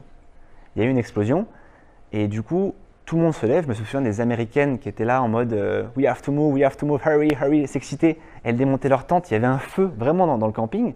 Et donc moi, je me suis dit, bah, ça y est, la faille, elle s'est ouverte, on va tous partir dans la lave. Et je me souviens de ce Français qui sort en caleçon de sa tente, c'était pas moi, et qui va vers la zone où il y a du feu. Et il revient me voir, et en fait, bah, c'est juste un mec qui avait 6 bouteilles de gaz dans sa tente et qui faisait chauffer sa tente. Et en fait, la coïncidence, elle était assez folle parce que le même jour de l'expédition, ce mec a fait exploser sa tente parce qu'il avait un chauffage à gaz dans sa tente et il faisait chauffer en même temps des pâtes. Et du coup, ça a créé une énorme explosion, ça a brûlé 6 tentes autour. Et c'est arrivé du coup le même jour de l'éruption volcanique. Donc c'était assez impressionnant parce qu'on s'est tous réveillés. Voilà. Donc ça, c'était pour les moments de bonheur. J'en ai vécu beaucoup en Islande. Mais il me paraissait aussi de vous parler un petit peu de la résistance que j'ai dû mettre en place face à toutes les sources de souffrance que j'ai connues en Islande. Les souffrances en Islande, elles sont de deux ordres. Il y a les souffrances mentales et les souffrances physiques, j'en ai parlé un petit peu. Au début, je ne m'en rendais pas compte, mais la solitude, elle m'a beaucoup affecté. Je suis quelqu'un qui n'a pas de mal du tout à vivre la solitude. Je vis souvent seul, je suis parti seul en Islande. Vraiment, je l'aurais su avant si je n'étais pas fait pour vivre en solitaire. Le problème, c'est qu'en Islande, c'est un pays qui est très touristique. Vous croisez tous les jours des Américains, des Anglais, des gens qui viennent du monde entier. Et vous passez une soirée avec eux, vous discutez, vous échangez beaucoup pendant 4 heures. Et le lendemain, ils s'en vont. Et vous restez là. Donc, eux, ils vont faire le tour d'Islande en quelques jours, en une semaine. Et vous restez là et rien ne change pour vous, en fait. Le tour d'Islande, vous allez le faire en 80 jours, il vous reste 2000 km. Et quand on enchaîne ça, c'est assez compliqué au début parce que j'ai tellement un manque d'interaction avec les gens que lorsque je les vois, je m'attache beaucoup à eux, je donne beaucoup. Et donc, ça m'a beaucoup touché psychologiquement, c'est ce manque d'interaction. Je me permets de boire un petit peu.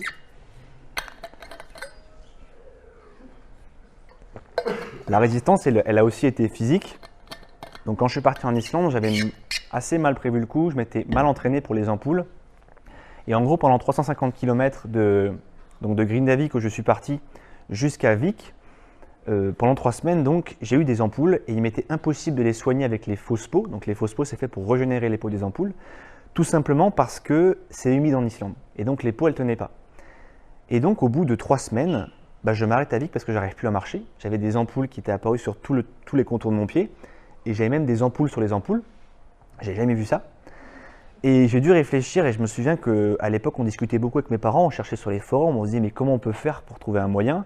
Et le moyen, vous l'avez juste là, entourer ses pieds de scotch américain. Et ça a vraiment marché parce que le scotch américain, en fait, ça limite la friction. Et donc j'ai mis en place un système de 3 couches où je mettais vraiment ces fausses peaux, je mettais du strap autour et le scotch américain. Et à partir de ce jour-là, et jusqu'à la fin du tour de l'Islande, j'ai suivi en fait cette méthode-là. Et pour moi, c'est une forme de résistance parce que le but de l'Islande, et durant le tour de l'Islande à pied, ce qu'il fallait faire, c'était un peu un jeu. Il y avait à chaque fois des difficultés, des souffrances physiques, des souffrances mentales. Et le but du jeu pour y arriver, c'était d'arriver à trouver des solutions pour lutter contre tout ça. Donc il y a eu les ampoules, il y a eu aussi le manque d'espace. Donc ça, c'est ma maison, comme je vous l'ai dit. Et chaque soir, là, c'est quand je me faisais chauffer à manger. J'étais constamment plié parce qu'en plus, je ne suis pas le plus petit, je fais 1m90, donc c'était compliqué dans la tente d'alpinisme. Et il y a eu aussi une difficulté assez importante, c'est que au bout d'un certain nombre de kilomètres, j'ai eu ce qu'on appelle le syndrome de l'essuie-glace au niveau du genou. Pour vous expliquer le contexte, il faut savoir que mes parents m'ont fait comme ça. Lorsque je marche, j'ai un déséquilibre corporel et la partie extérieure de mes pieds s'use beaucoup plus que la partie intérieure. Si bien qu'au bout de quelques kilomètres, lorsque je marche, mon pied il marche comme ça à plat. Et le problème, c'est que quand j'arrive à Akureyri, à la capitale du Nord, je dois changer mes semelles, je dois faire ressembler mes chaussures, je n'ai pas le choix parce que le caillou va commencer à percer les chaussures, donc je n'aurai plus de protection. Et en changeant ces semelles, je rajoute ici l'équivalent de, je rajoute de la semelle ici, mais ici je rajoute 4 cm. Et du jour au lendemain, j'ai commencé à avoir des douleurs parce que c'est comme si je marchais avec un talon.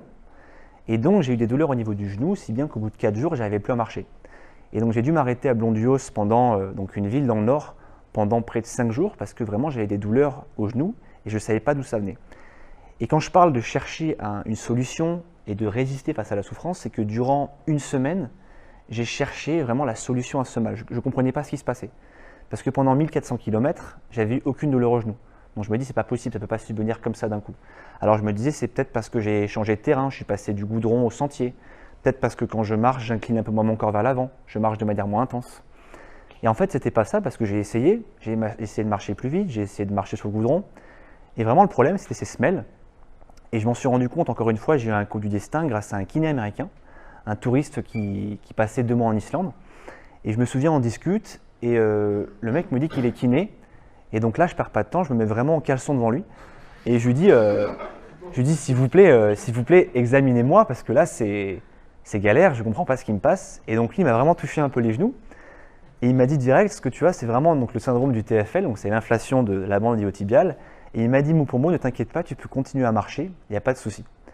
Et sauf que bon, il m'a dit ça, et j'ai commencé à lui demander, je lui ai dit mais comment je peux faire pour limiter un peu la casse, pour essayer d'avoir moins mal.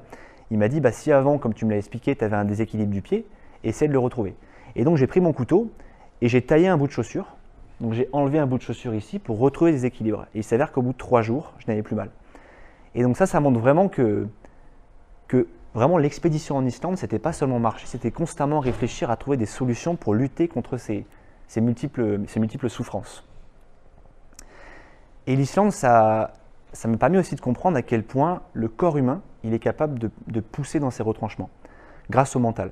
Là, j'ai 2 exemples qui viennent en tête. Le premier, c'est que lorsque je faisais des grosses journées et que je dépassais les 35 km, il m'arrivait souvent de toujours faire des malaises au bout de 35 km, mais jamais avant. C'est-à-dire que je faisais les 35 km, j'étais à bout, je faisais mes courses, et je me souviens un jour, j'arrive à Vik, dans le sud, je fais cette journée-là, je fais mes courses, je prends un soda, c'était pas si bête, et arrivé pour payer, je me suis effondré par terre. J'ai fait un malaise. Et ça arrivait en fait plusieurs fois, une dizaine de fois parce que je dépassais mes limites, et ce que j'ai trouvé assez dingue, c'est que le malaise arrive à chaque fois à la fin de la journée. Le malaise, il aurait pu arriver à la moitié de la journée, pendant la montée du col. Et parce que mon mental, indirectement, l'inconscient, je pense, avait décidé que je devais finir la journée, à chaque fois, je terminais la journée et je passais par-dessus toutes les douleurs et les souffrances de la journée pour arriver jusqu'au bout. Et donc ce Tour d'Islande m'a vraiment fait comprendre qu'il existait des limites, mais une marge énorme. On pense souvent quand on fait, je sais pas, un footing, quand on fait un effort sportif, qu'on est au bout de nos limites. Mais on devrait essayer de pousser un peu plus loin pour se rendre compte que notre corps humain, il est vraiment capable de pousser loin les limites. Mais il ne faut pas aller trop loin parce que sinon on tombe par terre, comme ça m'est arrivé une dizaine de fois. Donc après vous avoir parlé de toute cette partie sur mes anecdotes, l'autre objectif de l'Islande, c'était aussi de partir à la rencontre des initiatives écologiques sur place. Et donc, afin de faire le pont entre ces processus physiques auxquels je m'intéressais pour proposer des explications scientifiques, j'aimerais vous parler un peu plus de la géothermie, qui est l'énergie mer en Islande. Donc il faut savoir que déjà l'Islande, déjà de manière générale, la Terre, elle possède un cœur qui contient du magma. Et grâce à cette concentration chaude au centre de la Terre, en fait, on possède en moyenne un gradient géothermique de 1 degré c'est-à-dire qu'on gagne 1 degré tous les 30 mètres sur Terre. En Islande, c'est particulier, même il existe des régions sur Terre où on a des failles, et ces failles, en fait, qui subviennent grâce à la rencontre de 2 plaques tectoniques, elles font remonter du magma. Et ce qui a créé l'Islande, c'est ça, c'est la rencontre de la plaque eurasienne, de la plaque nord-américaine, ce qui fait qu'à cet endroit-là, en Islande, on n'a pas 1 degré tous les 30 mètres, mais on a 10 degrés tous les 100 mètres. Et c'est pour ça que la géothermie a été exploitée dans ce pays-là.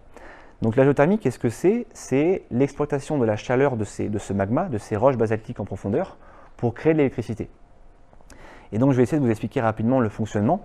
Donc en chiffres, rapidement, la géothermie en Islande, il faut savoir que c'est 30% de l'électricité produite totale et 90% du chauffage des habitations. Donc je ne sais pas si vous savez comment ça fonctionne, mais c'est une énergie renouvelable qui est assez intéressante donc dans les régions où on a des gradients géothermiques. Donc rapidement, la géothermie, ça fonctionne à l'aide de 2 circuits. Le but de la géothermie, c'est d'envoyer dans le circuit primaire de l'eau qu'on récupère et on va l'envoyer en profondeur, donc à 2 km de profondeur, là où on a la présence de roches basaltiques. Grâce au contact entre les roches basaltiques qui sont assez chaudes, à 200 degrés Celsius, et les conduits, l'eau qui est sous pression, c'est important, va chauffer par conduction de la chaleur, mais elle ne va pas vaporiser. Pourquoi? Parce qu'elle est sous pression. Pour comprendre un peu l'idée entre pression et température, imaginez-vous faire chauffer des pâtes au sommet de l'Himalaya. Vous vous rendrez compte que les pâtes, elles bouent bien avant 100 degrés. Et c'est l'inverse qui se passe ici, puisqu'on a une haute pression. L'eau va vaporiser beaucoup plus tard. Et donc, grâce à cette chaleur apportée par les roches basaltiques, on a l'eau qui gagne en énergie, qui se chauffe et qui est pompée jusqu'au niveau de l'échangeur. Au niveau de l'échangeur, le circuit primaire et le circuit secondaire sont en contact. Et donc l'énergie récupérée par les roches dans le circuit primaire va être transmise à de l'eau aussi dans le circuit secondaire. Sauf que dans le circuit secondaire, l'eau, elle est aussi sous pression, mais sous une pression beaucoup plus basse, ce qui fait que lorsque la température atteint un peu plus de 100 degrés, ça vaporise. Et donc c'est de la vapeur qui arrive ici et qui va entraîner une turbine qui, étant faite d'aimant, va générer un courant électrique. Et c'est comme ça qu'en Islande, on génère des courants électriques. Alors il s'avère de plus qu'en Islande, il y a une spécificité, c'est que la centrale de géothermie est à cogénération, c'est-à-dire qu'en plus de créer de l'électricité, on fait de l'eau chaude. Comment on fait? En Islande, on a beaucoup de sources d'eau, qu'elles soient froides ou qu'elles soient chaudes. Donc on va venir tirer de l'eau, on va la ramener ici au niveau de l'échangeur. L'eau, elle va aussi capter l'énergie apportée par ces roches basaltiques, et elle va repartir, et c'est cette eau-là qui va alimenter 90% des habitations islandaises en chaleur. La géothermie, par contre, ça n'a pas que des points positifs. Il faut savoir que pour faire une centrale géothermique, il faut fourrer pendant 24 heures sur 24, 7 jours sur 7 et pendant 6 mois. Et ça peut générer des dommages initiaux assez colossaux sur l'environnement. Ça peut aussi générer des séismes et donc ça peut poser beaucoup de problèmes. Mais néanmoins, en termes d'empreinte carbone, sur l'analyse de cycle de vie, la géothermie, c'est 45 grammes de CO2 par kilowattheure. Pour comparer à l'éolien et au photovoltaïque, on a à peu près ce même ordre de grandeur. Et donc c'est une énergie qui est assez intéressante, mais qui n'est pas applicable partout parce qu'elle nécessite des remontées de magma au niveau des failles, comme j'ai expliqué. En Islande, il n'y avait pas que la géothermie. J'ai aussi pu visiter un éco-village et aussi me pratiquer la permaculture. Je trouvais assez intéressant de parler de ces deux initiatives. Pourquoi? Parce que ma manière de penser, ma vision, mon éthique a évolué de l'éco-village jusqu'à la permaculture. Lorsque j'arrive à l'éco-village, donc à Solimar, qui est un village d'une centaine de personnes, je rencontre du coup ces gens qui vivent en communauté. Donc c'est une communauté qui a été créée dans les années 1930. Elle est faite de personnes handicapées et non handicapées qui vivent en complète interaction avec la nature. Donc ces gens, en quelques années, ils ont construit la plus grande serre du pays. Ils font pousser des tomates, ils font pousser des aubergines, des légumes. Et ils arrivent tout de même à faire pousser des produits organiques malgré le climat extrême, peut dire tout court, islandais. Il faut aussi savoir que dès l'arrivée des Vikings en Islande, ils ont vraiment rasé l'Islande en termes de forêt. Et depuis la création de cet éco-village, les habitants du village ont fait pousser plus de 400 000 arbres. Donc c'est vraiment impressionnant. Ils possèdent d'ailleurs l'unique centre de reforestation du pays. Et donc dans cet éco-village, au début, je me sens bien parce que les gens, ils vivent de rien, leur activité, elle est recentrée. Ils mangent des produits locaux, ils sont très aidants, on est beaucoup dans le partage. Mais néanmoins, je ne peux pas m'empêcher d'observer aussi beaucoup d'incohérences. C'est-à-dire que de nombreux travailleurs, de nombreux volontaires sont des gros consommateurs de viande, ils prennent leur voiture pour effectuer des distances de 100, 500 mètres des fois pour aller de la serre jusqu'à la cantine. Et puis ils ne s'empêchent pas aussi, durant leurs vacances, de prendre l'avion et de faire le tour du monde. Et donc au début, ça m'a paru bizarre parce que je me suis dit, je ne comprends pas, ils ont l'air tellement engagés dans lorsqu'ils plantent les tomates, lorsqu'ils font pousser leurs plants pendant plusieurs mois, ou lorsqu'ils font planter les arbres. Qu'est-ce qui se passe exactement? Pourquoi ils ne comprennent pas un peu ce jeu entre les ordres de grandeur et pourquoi ils continuent de... Enfin, je ne comprenais pas. Et j'étais un peu dans cette position de donneur de leçons. Lorsque j'arrive à la permaculture, donc dans les fjords de l'Ouest, donc c'est 2 mois après, je rencontre une personne qui va un peu bouleverser ma vision des choses. Je rencontre une femme qui s'appelle Hildur, qui est mère de 4 enfants. Et cette femme, elle s'est formée à la permaculture. Elle a un projet, et son projet, c'est de créer une sorte d'AMAP. Je ne sais pas si vous voyez ce que c'est. L'AMAP, c'est en fait, elle a créé un énorme jardin de permaculture dans son village, donc il y a à peu près 5000 habitants. Et son objectif, c'est d'arriver à demander de l'aide aux habitants pour pouvoir en fait faire pousser des fruits, des légumes, des herbes. Et en l'échange de cette aide, elle pourrait donc rembourser l'aide des habitants par des paniers de fruits et légumes. Et son but, c'est d'arriver à aucune transaction financière. Et donc, bon, la permaculture, je ne sais pas si vous savez ce que c'est, mais je vais vous parler un petit peu plus en détail parce qu'il faut savoir que j'ai eu beaucoup de chance parce qu'elle m'a formé à la permaculture. J'ai passé 6 jours dans les fjords de l'Ouest avec elle et je l'ai aidé à travailler. Elle m'a vraiment aidé à comprendre le fonctionnement de chacune des techniques. Donc, de manière générale, qu'est-ce que la permaculture? La permaculture, c'est une technique de culture, c'est un système de culture qui se base sur deux choses, l'autonomie et l'autosuffisance des cultures. Le but de la permaculture, en fait, c'est d'arriver à mixer les cultures qui s'entendent bien entre elles, qui peuvent se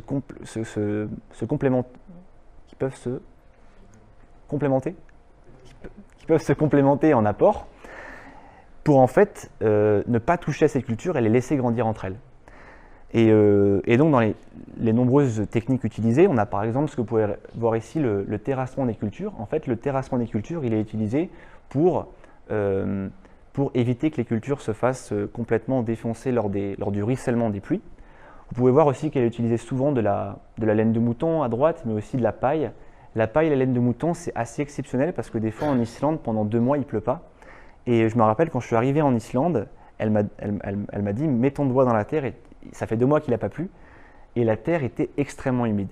En fait, les propriétés de la laine de mouton et de la paille, c'est que ça conserve l'humidité et donc on n'a plus besoin d'arroser les plantes. Donc en termes de consommation d'eau, c'est excellent. Et ensuite, autre chose importante, on peut voir aussi par exemple une autre technique qui est de disposer des pierres, des grosses pierres donc le long de chaque culture. Le but de ça, c'est qu'en fait les pierres, lorsqu'il y a du soleil, elles vont capter la chaleur la journée et elles vont redistribuer cette chaleur qui sera utile à la photosynthèse pendant la nuit pour les plantes. Ensuite, on a aussi le vallonnement des cultures, ça c'est assez ingénieux. Concrètement, on crée une alternance de digues et de creux. On met les cultures sur les digues et au niveau des creux, on ne met rien. Et lorsqu'il pleut, l'eau, elle va se stagner donc par gravité au niveau des creux. Et donc les racines des cultures vont venir chercher cette eau qui se stocke naturellement au niveau des creux.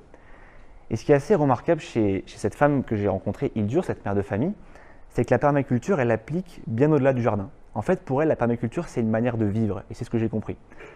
En gros, elle rejette tout ce que la société, elle récupère tout ce que la société rejette. Elle fait beaucoup de récupération. Elle répare tout ce qu'elle peut. Elle a arrêté de consommer beaucoup trop. Elle a arrêté sa consommation. Elle consomme aussi beaucoup moins de viande qu'avant, Et ce qui est assez remarquable, c'est que elle a décidé de ne plus bouger de son village. Donc, c'est une des personnes en Islande qui maîtrise le plus le sujet de la permaculture. Et elle ne voyagera plus de sa vie. Elle va rester dans ce village-là parce qu'elle ne veut plus prendre de voiture, elle ne veut plus voyager en avion. Et c'est la première fois de ma vie que je voyais une personne aussi remarquable en termes d'éthique. C'est-à-dire qu'on a beau être engagé, on a toujours un petit truc à titiller, c'est-à-dire t'es écolo mais t'as un iPhone, ou tu vois là aujourd'hui tu manges de la viande donc tu te fous de notre gueule. Et bien avec Hildur, c'est pas possible en fait, elle est remarquable. Et malgré le fait qu'elle soit remarquable, et ben elle n'est pas une donneuse de leçons. Et un jour j'ai eu cette discussion avec elle, je lui ai dit, bah tu vois, moi, quand je suis allé à Soleimar, à l'éco-village, j'ai été un peu pris de court par ces incohérences entre ces gens qui se donnaient autant de mal sur des petits gestes, mais qui à côté faisaient le tour du monde en avion. Et ça me rendait un peu fou, parce que pour moi, ça veut dire que ces gens n'avaient pas compris l'ordre de grandeur. Et j'étais moi-même à l'époque dans une optique de donner des leçons, et plutôt de pointer du doigt ce que les gens faisaient de mal. Et Hildur, elle m'a appris à réfléchir différemment. Elle m'a dit, mais est-ce que tu ne penses pas, et moi je vous posais la question aussi, est-ce que vous ne pensez pas qu'il est mieux, au lieu de pointer du doigt et au lieu de dire aux gens ce qu'ils font de mal, de les accompagner dans chacune de leurs démarches et de montrer l'exemple, de leur montrer la voie à suivre. Là où je la rejoins, c'est vrai que c'est intéressant, surtout dans les étapes de vulgarisation, de sensibilisation et de formation, c'est toujours hyper utile d'aider les gens à comprendre, parce qu'en général, les gens n'ont pas les chiffres en tête, ils n'ont pas les ordres de grandeur, ils ne savent même pas ce que c'est qu'une empreinte carbone, ce que je comprends tout à fait. Mais compte tenu du dérèglement actuel, et c'est là où je suis en désaccord avec elle, et même aujourd'hui, c'est qu'aujourd'hui, et je pense que vous le savez, on commence à subir les effets du réchauffement climatique. On a aussi 6 limites planétaires qui ont été dépassées, mais je reviendrai après. Et donc, on n'a plus le temps de passer par des petites étapes. Il faut agir du jour au lendemain. Et là, ce qui est souvent mis en avant avec ces discussions que j'ai eues avec Hildur, c'est la part de ces efforts individuels comparés aux efforts collectifs. On dit souvent que voilà, quand on discute avec des gens, dans la rue, on dit bah, pourquoi je ferais des efforts individuels comme ça? Je veux dire, si du jour au lendemain, il faut qu'il y ait une transition écologique, ça viendra de là-haut. On entend souvent parler de ça. Mais en fait, il faut savoir que les efforts individuels, ils comptent autant que les efforts collectifs. Il y a une étude qui a été faite par un cabinet de conseil qui s'appelle Carbone 4 et qui avait montré qu'au bout d'un certain degré d'effort, les efforts individuels, ils pouvaient atteindre 45%, donc dans la marge de manœuvre pour réduire son empreinte environnementale, à comparer aux 55% des efforts collectifs qui, eux, sont de l'ordre étatique. Et c'est là où vraiment j'ai envie de vous interpeller, c'est qu'aujourd'hui, il faut comprendre qu'individuellement, on a aussi notre rôle à jouer. Et pour ce rôle à jouer, en fait, on a plein de choses à faire. On peut déjà commencer par s'informer et se former tout d'abord à comprendre ce qu'est le climat, comprendre ce qu'est la biodiversité, les analyses de cycle de vie, et ensuite essayer d'appliquer cette réduction de notre pression environnementale assez rapidement et d'essayer de propager ces idées-là au maximum. Et c'est en quelque sorte ce que m'a enseigné Hildur, c'est une forme de leçon de vie, et je trouvais que c'était assez intéressant de lui rendre hommage, même si elle ne voit pas la conférence. La seconde expédition du voyage, lorsque je suis arrivé fin juillet à Reykjavik, c'était de repartir en voilier depuis Reykjavik jusqu'au nord de l'Écosse. Donc tout comme l'expédition à pied, j'ai aucune expérience à la voile. Enfin, je suis un peu mauvaise langue parce qu'on a fait une semaine en voilier avec mes parents, parce que je vois mon père qui commence à s'énerver un petit peu. Mais bon, j'ai quand même pas d'expérience des quarts de nuit. Les quarts de nuit, c'est quelque chose que je découvre. Et donc ce 12 août, on part donc tous les quatre. Donc je pars avec une Dream Team assez particulière parce que deux retraités, 74 ans, 77 ans. Et au début, je me dis, j'ai un peu peur parce que je ne me rends pas compte au début du dynamique et surtout de l'esprit d'aventure de ces gens-là. Et donc on part à bord de cette Omni 385, donc qui fait 38 pieds. On peut dormir à 4 dedans. Et dès les premiers jours, je découvre vraiment la vie au bord et je découvre les quarts de nuit. Les quarts de nuit, en fait, c'est ce qu'on met en place lorsqu'on navigue à plusieurs sur des longues portions océaniques. Tout simplement parce que lorsqu'on traverse l'Atlantique Nord, on ne peut pas jeter l'ancre parce que l'eau est trop profonde et il n'y a pas de port sur les côtés, donc le bateau ne peut pas s'arrêter.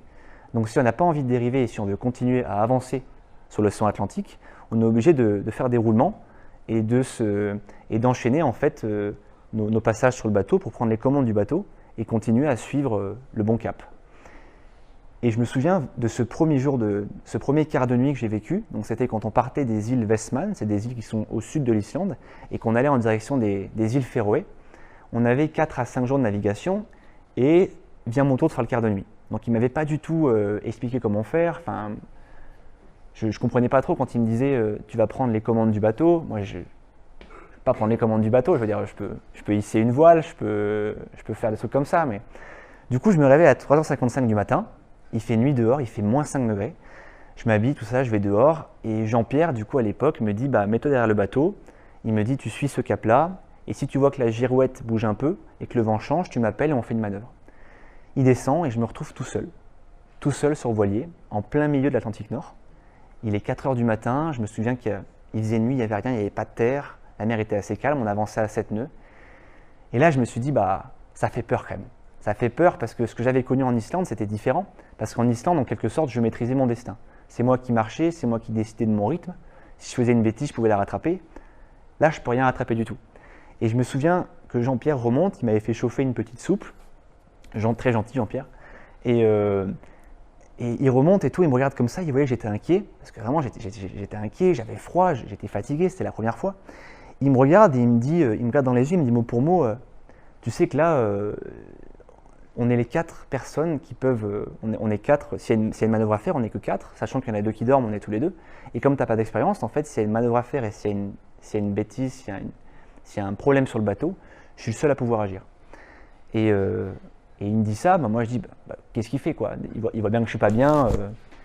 Et en fait, là où j'ai réfléchi après, où j'ai compris là où il voulait en venir, c'est que Jean-Pierre, il voulait me faire comprendre que partir en bateau, faire une expédition maritime, c'est assez exceptionnel parce que c'est très dur. Parce que notre destin ne dépend pas seulement de nous, ne dépend pas des commandes, de notre expérience sur le bateau, elle dépend aussi de l'extérieur, elle dépend des vagues, de la houle. À tout moment, le bateau, il peut taper dans une vague un peu trop forte, le matériau peut fissurer. En fait, notre destin ne dépendait pas que de nous. Et quand il me regarde et qu'il me dit ça, je me rappelle, il a même ajouté « fais ça bien qu'on ne soit pas emmerdé ». Bon, moi, j'étais comme ça, je dis « bon là, Jean-Pierre, si tu continues, je vais sauter du bateau parce que ça va mal se passer, quoi ». Et en ce sens, j'ai beaucoup aimé sa remarque parce que c'est ce jour-là que j'ai compris que l'expédition que j'ai vécue en voilier était beaucoup plus difficile que celle que j'ai vécue à pied, tout simplement parce que je n'avais pas tout le contrôle des choses sur le bateau. L'expédition sur le bateau m'a permis de voir des paysages assez magnifiques. J'ai pu aussi croiser beaucoup d'espèces. On naviguait des fois à côté de dauphins. On a vu un rorqual de 20 mètres, c'était impressionnant. J'avais jamais vu ça, il est passé sous le voilier, donc c'était choquant. Et puis on a aussi vu des très beaux couchers de soleil, des beaux levées de lune. En fait, on voit des paysages qu'on voit, mais jamais en fait. Imaginez-vous juste en plein milieu de l'océan, vous voyez aucune terre. D'un côté, c'est assez stressant parce qu'on se dit, bah, je suis loin de tout, je capte pas, je peux pas prévenir mes proches. Mais d'un autre côté, on se sent si libre. Et je pense que c'est le mot liberté qu'il faut retenir, d'être comme ça et d'avancer sur un bateau grâce à la force du vent. Je trouve que c'est assez exceptionnel et c'est une chance inouïe que j'ai eue. Et je vous conseille de partir en bateau pour avoir cette expérience-là. Et j'ai eu la chance de visiter des pays assez atypiques, les îles Féroé. Donc c'est un endroit magnifique. Pour moi, c'est vraiment l'Islande encore plus sauvage, avec des paysages vraiment proches de Harry Potter. Je ne sais pas si vous avez vu au moment où il va chercher le dernier Horcrux. Ça représente vraiment ce moment-là. Et c'est des paysages magnifiques. Et on peut avoir accès à ces paysages seulement quand on prend le bateau. On ne peut pas y aller à pied, on ne peut pas y aller à vélo, on ne peut pas y aller en voiture. Le seul moyen de s'approcher de ces cascades-là, et c'est là où ça donne beaucoup de valeur à ce moyen de transport qui est le voilier, c'est de prendre les commandes du bateau et d'aller naviguer à quelques mètres de ces rochers. Donc maintenant, il est venu le temps de parler un petit peu de mon bilan carbone. L'objectif, pour moi, le plus grand objectif du projet, c'était d'arriver à respecter les accords de Paris en termes d'émissions de CO2 sur tout mon voyage. Donc pour ça, qu'est-ce que j'ai fait? Pour chiffrer cette empreinte carbone, il s'avère que l'ADEME, l'Agence française de l'environnement, elle donne beaucoup de données sur l'alimentation végétarienne, sur la mobilité. Et donc ça n'a pas été très compliqué de ramener mon empreinte carbone de l'alimentation et l'empreinte mobilité pour mes 5 mois de voyage. Là où ça a été plus compliqué, c'est pour le matériel, parce que le matériel est assez spécifique. Une tente, une veste imperméable, c'est très compliqué d'arriver à calculer l'empreinte carbone de ces produits. Et donc sur le site de l'ADEME, on a juste accès à des facteurs d'émission, c'est-à-dire que c'est des quantités de gaz à effet de serre émises lors de la fabrication et de l'extraction des matériaux.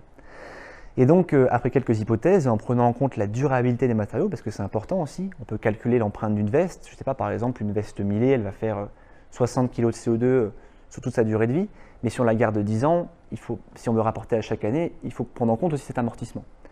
Et donc j'ai réussi à calculer, à approcher, c'est un ordre de grandeur, mon empreinte carbone en prenant en compte le matériel, la mobilité, l'alimentation et l'habitat. Et donc je suis arrivé à ce chiffre, cet ordre de grandeur de 792 kg de CO2. Quand on prend les accords de Paris, qui font 2 tonnes sur l'année, donc c'est-à-dire qu'on doit atteindre cet objectif des 2 tonnes de CO2 par an, si je ramène ça à 5 mois, ça fait 833 kg de CO2, donc on pourrait se dire, bah, bravo, l'objectif est atteint, mais en fait, c'est là où il faut prendre avec des pincettes ces chiffres, c'est que l'empreinte carbone, ce n'est pas une fin en soi. C'est un outil qui est extrêmement utile pour comprendre les ordres de grandeur. Et là, ces ordres de grandeur, ils nous rappellent quoi? Ils nous rappellent que si on veut plus respecter la planète, et si on veut respecter les accords de Paris, on se doit d'être plus sobre, de favoriser une alimentation végétarienne et aussi de favoriser une mobilité bas carbone. Et c'est ça les conclusions importantes de ce bilan carbone, au-delà du fait que voilà, on dirait que j'ai réussi à respecter ces accords de Paris. Pas vraiment, parce qu'il y a aussi, ce que je n'ai pas mentionné, j'ai fait le choix de ne pas prendre en compte l'empreinte qu'on appelle les services publics. Il faut savoir qu'en tant que citoyen, quand vous prenez la voiture, vous êtes peut-être venu en voiture pour me voir, on roule sur des routes, on a accès à des services publics, à des hôpitaux, à l'armée, aux écoles, aux mairies. Et tous ces services qui ont été créés pour le citoyen, qui ont été faits pour lui, ils consomment de l'énergie et ils polluent. Et il faut savoir que chaque année, ça consomme énormément d'énergie et ça correspond pour un Français à 1300 kg de CO2, c'est à peu près 10% dans l'empreinte moyenne d'un Français. Donc c'est énorme. Et moi j'ai décidé de ne pas le prendre en compte dans mon calcul parce que le but de cette expédition, c'était de montrer qu'il existe des leviers très importants dans les efforts individuels de chaque personne. Attention aussi à prendre avec des pincettes le mot carbone parce qu'on parle souvent de réchauffement climatique et que de ça, que de l'impact sur le climat et que du carbone. Il faut savoir aussi que de manière générale, on devrait plutôt employer le terme de pression environnementale parce qu'il n'y a pas que le réchauffement climatique, il y a aussi la biodiversité qui se détruit. On mentionne souvent ce qu'on appelle les limites planétaires, c'est des seuils à ne pas dépasser pour que l'humanité puisse vivre dans un écosystème sûr. Et aujourd'hui, déjà en 2022, on avait dépassé 6 de ces limites planétaires. dont la limite sur le changement climatique. Et donc c'est important d'oublier qu'aussi on consomme des matériaux, que la vie pour se développer, elle utilise ce qu'on appelle les cycles du phosphore, les cycles de l'azote. Et aujourd'hui tout ça c'est cassé à cause de l'activité humaine. Et donc j'en viens maintenant à parler de ma conclusion, de dire que c'est important d'avoir en tête aujourd'hui que les efforts individuels ne sont pas négligeables. C'est ce que j'essaie de montrer avec mon Tour d'Islande à pied, c'est qu'on peut arriver à réduire son empreinte sur la planète tout en prenant en compte des efforts vraiment de l'ordre de la personne. Effectivement, on est tous d'accord que pour qu'il y ait une transformation systémique, une vraie transition écologique, il faut qu'il y ait l'intervention de l'État. Il faut que l'État pousse les autres à agir. Mais, selon moi, les efforts individuels, leur propagation, ils peuvent permettre de pousser des groupes à agir. Et pour moi, l'effort individuel, il va pousser le mouvement collectif. C'est ça que j'aimerais qu'il soit retenu avec cette expédition-là. Les bénéfices de cette expédition, ils sont multiples. Premièrement, je me suis rendu compte que, donc là, je sors de la bulle empreinte carbone, je reviens dans la bulle expédition. Cette expédition, elle m'a appris que j'étais capable de toucher du doigt le monde que j'avais découvert dans le livre de Mike Horn. Donc on est d'accord là-dessus, j'ai peut-être pas touché un centième, ne serait-ce qu'un millième des exploits de ce monsieur qui a fait énormément de choses dans sa vie. Mais j'ai trouvé ça assez intéressant qu'avec aucune expérience dans le domaine, c'est-à-dire que j'avais jamais fait d'expédition, je sois arrivé à faire mon expédition à mon échelle. Et ce qui est important d'avoir en tête, c'est que l'être humain, il est capable de repousser ses limites et il est capable de faire des choses extraordinaires avec son corps humain. Parce que le corps humain est extraordinaire. On est capable de repousser nos limites et on est capable aussi de vivre dans un climat infernal, de vivre avec les constituants de la nature sauvage, de se rationner et de retourner à l'assemblage de choses simples dans notre bonheur. Et il est important aussi maintenant de se rendre compte que je reviens de cette expédition-là. Je m'en rappelle, j'avais cours à Toulouse très peu de temps après lorsque je suis rentré en voilier. Et rapidement, je me suis rendu compte que ce confort que j'avais retrouvé dans la nature, je l'ai reperdu. J'ai retrouvé ce côté virtuel de la vie où en fait, ce qui me faisait plaisir, c'était d'être au chaud l'hiver avec un petit peu de chauffage à 19 degrés dans le canapé, de pouvoir manger à ma faim, de manière abondante, l'énergie abondante. Enfin, l'être humain aujourd'hui, il a beaucoup de confort qui en fait n'a rien à voir avec la nature. Et pour moi, il est essentiel aujourd'hui de se recentrer, de recentrer vraiment sa vie dans la nature. Et ça permet vraiment de se rendre compte à quel point la nature, déjà, elle est riche. Et je m'en suis rendu compte avec l'Islande. Des lieux comme l'Islande dans le monde, il y en a des milliers. Mais elle est faible aussi. C'est-à-dire qu'elle est fragile. Je l'ai vu avec les glaciers. Il n'y a pas si longtemps, il y a une dizaine d'années, il y a un glacier je ne sais pas si on dit ça, qui s'est éteint à tout jamais en Islande. C'était le glacier Oke. Et ça va encore arriver. Là, on le voit encore maintenant avec les pistes de ski. On peut skier de moins en moins l'hiver parce qu'il y a de moins en moins de neige. Pour moi, il est essentiel de se recentrer vraiment dans la nature et de prendre conscience de sa faiblesse pour mieux la défendre par la suite. Et si je devais conclure par quelques phrases, la première, c'est que je ne suis pas là pour vous faire un discours écolo en vous poussant à agir et en vous insultant parce que vous faites les choses pas assez bien ou même trop bien. Mais en fait, j'ai envie que vous posiez une question rhétorique, de se dire pourquoi ne pas agir maintenant et pourquoi ne pas quitter ce monde en être fier d'avoir tout essayé pour changer les choses. Ça, c'est une question qui est essentielle parce qu'on entend souvent dire qu'on est foutu, que c'est trop tard maintenant, que la destruction de la planète, elle est enclenchée, on ne peut plus l'arrêter. Mais dites-vous que moi, je serais quand même plus content de partir de ce monde à la fin de ma vie en me disant que moi, j'ai tout fait pour garantir un avenir sûr pour mes enfants, mais pour les enfants des autres, et aussi pour la planète. Et pour un dernier message, puisque la thématique principale de mon expédition à pied, c'était le voyage, je pense que je pourrais terminer en disant que on a tous le droit au voyage, c'est une réalité, c'est une certitude, mais selon moi, on a le devoir de voyager durablement et en respectant la planète qui nous héberge gratuitement. Voilà, donc merci de votre écoute et des questions.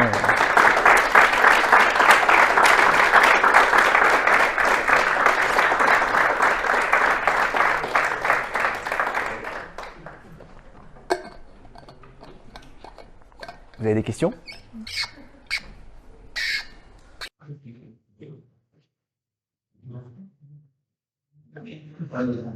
Question. Merci beaucoup pour la crise du ménage,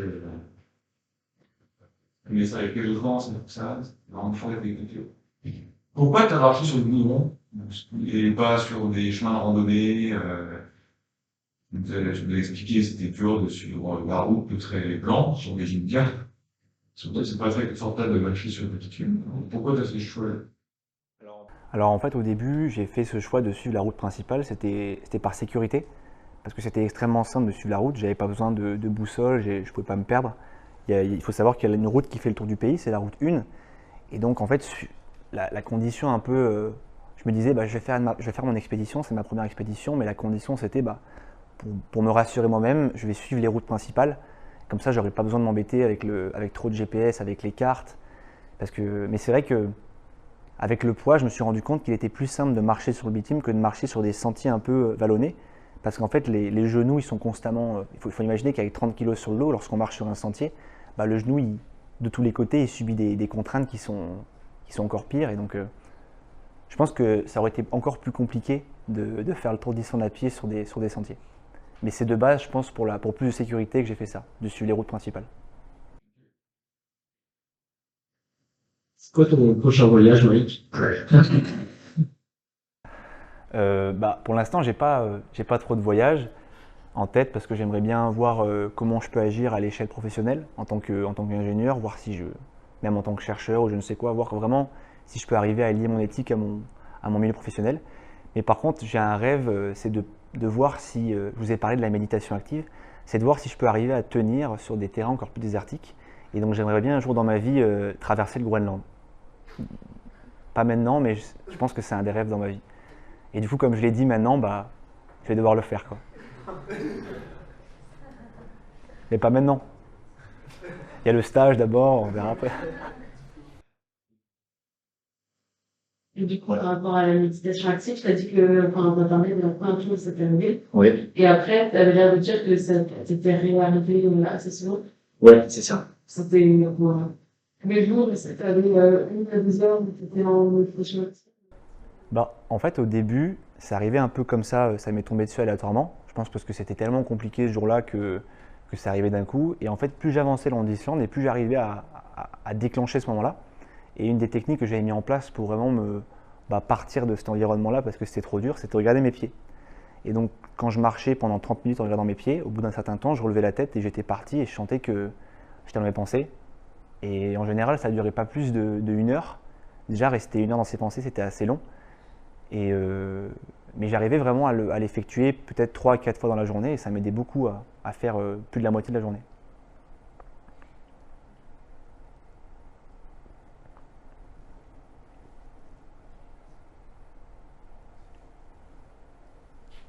Pas d'autres questions? Pas de questions sur les besoins, c'est bizarre ça.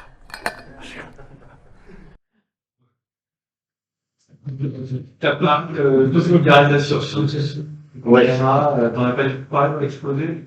Ce sera que dans la partie bouquin que tu veux faire. En fait, au début, j'ai hésité. C'est pour ça que j'ai parlé de la géothermie un petit peu, pour faire le pont entre les processus et les initiatives. Mais voilà, j'avais peur de perdre les gens. Mais c'est vrai que dans ce projet, comme je l'ai dit, il y a une partie, et comme tu le rappelles, sur la vulgarisation des phénomènes naturels explicables par la mécanique des fluides. Et ça sera vraiment une part importante dans le livre que je souhaite écrire. Donc j'ai vulgarisé pour l'instant, je pense, une petite dizaine, enfin j'ai essayé de vulgariser des processus physiques. Et j'ai trouvé ça assez intéressant parce que en fait, en essayant de trouver des explications simples, on se rend compte qu'on apprend beaucoup mieux à comprendre le processus en lui-même. Et donc, si tu es intéressé c'est sûr que tu es intéressé par ça, mais du coup, ce sera dans le livre qui n'a pas encore débuté parce qu'il y avait les cours, mais ça va aller, je vais l'écrire. Et tu parles beaucoup de sensibilisation aussi. Est-ce que tu comptes utiliser, je sais pas, ton livre, ce que tu as vécu à ton expédition, pour par exemple aller dans des écoles pour des jeunes, ou encore ce format dans des écoles pour ça, enfin, donner envie, sensibiliser à tout ça. C'est un projet que tu envisages le plan d'avenir. J'y avais pas forcément pensé dans les écoles, mais c'est vrai que par exemple le département de l'Isère qui m'a soutenu financièrement, ils m'ont proposé de participer à des conférences, à plusieurs conférences. Donc une conférence territoriale avec des élus, donc c'est pas vraiment des étudiants ou des enfants, mais c'est quelquefois des gens qui ont autant de connaissances dans le domaine que les enfants. C'est triste à dire, mais c'est vrai. Et donc il y a ça. Et puis je pense qu'avec le bouquin, j'espère que j'aimerais bien, j'aimerais beaucoup en fait le partager auprès des jeunes générations. par exemple comme nos cousins, nos petits cousins, pour qu'ils prennent conscience enfin et les cousins des autres, hein, pas que ma famille, qui prennent conscience vraiment de ce qu'on peut faire déjà, comment on peut élaborer notre rêve de A à Z et surtout en respectant la planète. Donc je pense que j'aimerais bien le faire, j'ai pas pensé maintenant, mais ça pourrait être intéressant. Je rebondis là-dessus, j'ai eu l'occasion. Je travaille dans une MJC à Grenoble et je suis venu justement t'écouter pour voir ce que ça donnait et notamment pour savoir si toi t'étais intéressé d'en parler à des enfants. Alors après les tranches d'âge ça dépend et tout, et enfin, on accueille des enfants et des adultes pour savoir si sur des créneaux pas forcément aussi longs, pas perdre non plus les enfants, mais si t'étais intéressé d'en parler, de le faire. Ouais, bah, bien sûr, hein. Ouais, bien sûr. Après, ce serait plutôt que sur quelle partie? Sur le voyage, sur la sensibilisation liée à l'environnement? Bah ouais, surtout, moi, je suis en service civique là-bas et mon service civique s'oriente sur donc, tout ce qui concerne la montagne, Ok. les activités en montagne et tout. Et après, on fait régulièrement, après chaque période de vacances, une semaine environnementale, par exemple, Ok. avec une thématique à chaque fois. Donc on est plus axé là-dessus, effectivement. Alors, après, enfin, c'est pas obligé de tomber sur une semaine comme ça. Bah ouais, moi je serais très motivé. Bah, du coup, c'est l'occasion avec la question, mais du coup, merci d'être venu me proposer, mais je serais vraiment motivé pour le faire. Ouais. C'est encore le bras. Alors j'ai commencé un peu à réécrire mon carnet, et ça prend du temps parce qu'en fait, comme j'écrivais majoritairement sous la tente, il y a des fois où c'est illisible, il y a des jours où vraiment, bah, vous avez vu comme j'étais les pieds dans la tente, donc quand j'écrivais comme ça, c'était un peu galère. Mais du coup, là, avec le stage, j'aurai beaucoup plus le temps, et j'aimerais... Non, mais je parle le soir. Après, c'est Philippe Séchier, mon tuteur, il n'est pas là ce soir, donc... Non, mais du coup, je vais essayer de le faire et j'aimerais bien avoir terminé vraiment la version 1, je pense, à la fin de cet été. J'aimerais beaucoup.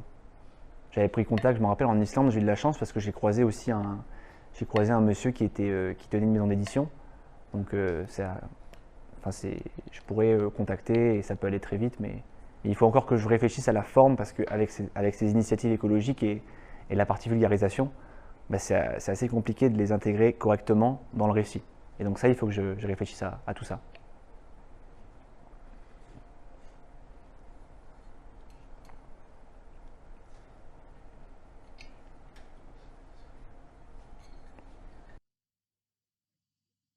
Ouais. Puis comment ton retour et en France après, genre, et après maintenant avec plusieurs mois après le voyage, comment est-ce que tu te retrouves dans ton quotidien, dans la routine? En vrai, c'est une bonne question parce que juste après le retour en voilier, j'ai eu peut-être une semaine et demie, j'ai repris les cours à Toulouse. Et en fait, j'ai fait un double diplôme à Toulouse et au début, j'ai eu énormément de mal à retravailler parce que bah, je suis passé de la vie un peu de... Bah, j'y vais un peu dehors comme ça et le fait de se reconcentrer comme ça sur des cours avec des contrôles, c'était vraiment compliqué. Mais par contre, là où j'ai changé et où je trouve que c'est super et c'est l'un des bénéfices de cette expédition, c'est que maintenant, je me prends beaucoup moins la tête. J'ai l'impression d'être beaucoup moins colérique, beaucoup plus à l'aise, je me stresse beaucoup moins pour plusieurs événements. Je pense que si j'avais à faire cette expédition avant le Tour d'Islande à pied, j'aurais beaucoup plus stressé. Et donc, pour répondre à ta question, quand je suis revenu de l'Islande, je me suis senti beaucoup plus apaisé et j'avais juste envie de profiter de mes proches en fait. Je parlais du manque d'interaction. Bah, tous les week-ends, j'allais voir mes proches, j'allais voir ma famille et j'étais vraiment heureux de les retrouver, quoi. Donc, ça a été plutôt un bon retour sur la terre ferme, mis à part avec les cours où c'était un peu embêtant. Mais comme c'était des cours super intéressants, ça compensait et au final, ça va quoi. Non, parce que j'avais quand même postulé pour un master en climatologie, donc ça m'intéressait énormément, mais ça arrivait un peu au mauvais moment, entre guillemets, parce que je revenais d'une aventure comme ça. Mais finalement, en fait, il m'a fallu peut-être un mois d'adaptation et après ça allait. Ouais. À quel point ton emploi du temps il était organisé, dire que tu savais ce que tu faisais une semaine, au jour le jour, comment ça se passait, comment t'organisais ça? En général, je prévoyais, je crois, à 3-4 jours. En gros, j'avais de la chance parce que sur la carte que j'avais des tronçons en kilomètres. Et souvent, j'avais des tronçons qui faisaient en moyenne 30 km. Et donc, ça faisait une journée de marche. Et donc, j'ai essayé de prévoir on va dire mes petits tronçons de village en village, là où je pouvais Là, je pouvais faire des ravitaillements. Et donc en fait, c'était peut-être plus 6 jours en moyenne, surtout dans le nord et dans l'est, dans le nord de l'Islande, il y a beaucoup moins de villages. Et donc je pense que je prévoyais voilà, ma trace tous les 5-6 jours. Ouais. Enfin, pour 5-6 jours du moins. Ouais.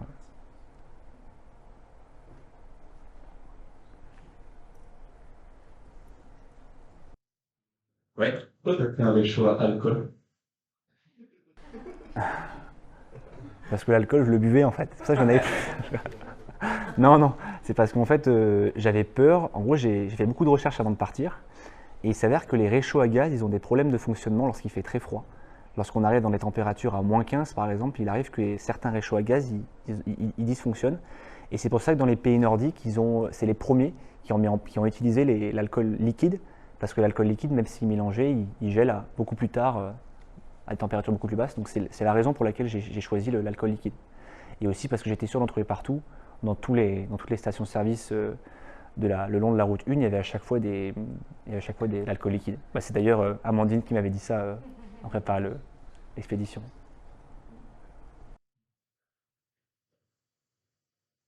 Ouais. En termes juste de quantité, il fait combien d'alcool à brûler pour faire cuire des plats? Je pense qu'il faut 3 centilitres. Ouais. Parce qu'au début, j'en mettais trop. Et le problème du réchaud que j'avais, c'est que c'était impossible de gérer la puissance. Donc au début, j'ai failli foutre le feu à ma tente. Parce que lorsqu'il pleuvait, je faisais chauffer, je mettais trop d'alcool, je mettais peut-être 10 centilitres. Et les flammes, elles allaient tellement haut que ça touchait la toile.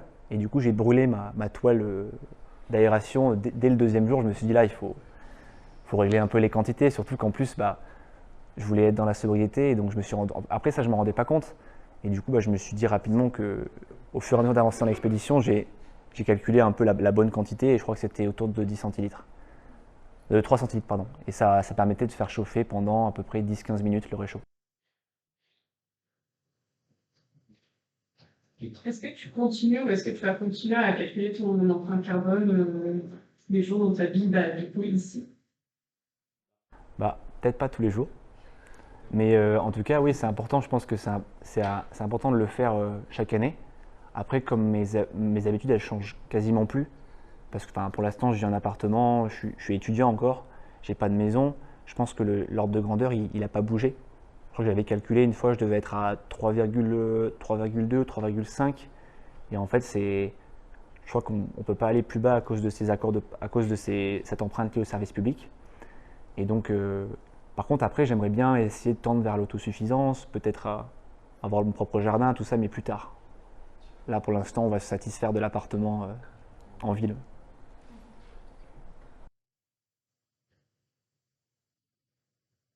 Et quel type d'interaction tu as pu avoir là-bas avec, en fait, avec les Islandais, les touristes, parce que c'est quand même assez atypique de voir quelqu'un marcher sur la route un pied avec un gros sac à dos. Est-ce que tu as été, je sais pas, klaxonné, ou les gens s'arrêtaient pour te demander ce que tu faisais, ou même quand on arrivait dans les villages, tu as eu des questions par rapport à ton projet, ou pas plus que ça? En vrai, j'ai eu beaucoup de questions. Les Islandais, je les ai trouvés assez curieux et assez gentils. Bon, mis à part les fermiers le long du glacier, où c'était plus compliqué d'interagir. Mais globalement, en fait, souvent, ça fait penser au Fjord de l'Ouest, un moment où il y a une voiture qui s'est arrêtée devant moi. Et le papy est sorti, il m'a regardé, il m'a fait, mais qu'est-ce que vous faites, quoi? En anglais, ça, il dit, ça va, il pleut et tout, enfin, ça va pas bien, montez dans la voiture, je vous emmène. Et du coup, je lui ai expliqué, et très gentil, quoi. Et quand je suis arrivé dans le village, je me rappelle, il y avait une petite épicerie, j'avais pris une pizza, une margarita. Et je me souviens que le vendeur, c'était assis à côté de moi, il me demandait, il était curieux parce qu'il disait que ça n'arrivait pas souvent. Mais j'ai croisé quand même des Islandais atypiques et je m'attendais pas, j'en ai pas parlé, mais quand je suis allé à l'éco-village, j'ai croisé un vieux monsieur qui s'appelait Reynir Petur, ça se dit en islandais. Et en fait, c'est un monsieur que j'ai rencontré, que j'avais pas prévu de rencontrer. Et il s'avère que c'est le premier homme au monde à avoir fait le tour de l'Islande à pied. Et c'est un mec assez atypique parce qu'il a 74 ans. Et tous les jours, il travaille dans la serre, torse nu, et puis c'est impressionnant, quoi. Il est plus musclé que je pense la majorité des gens dans la salle, quoi. C'est vraiment une pile, et c'était assez atypique parce que lui aussi, il s'intéressait beaucoup à ce que j'avais fait, il me donnait des conseils, il me rappelait un peu ces moments qu'il avait vécu. Et j'ai vraiment trouvé que les Islandais, ils étaient très accueillants au final. Je pense qu'il faut déjà les trouver, savoir où ils vont. Et je pense que comme moi, tu as dû comprendre qu'ils allaient souvent le week-end aux piscines municipales, ou alors s'acheter une petite glace dans les stations-service. Enfin, il faut comprendre les codes, et lorsqu'on a compris les codes, on va discuter avec eux. Ils sont super accueillants et je suis chaleureux.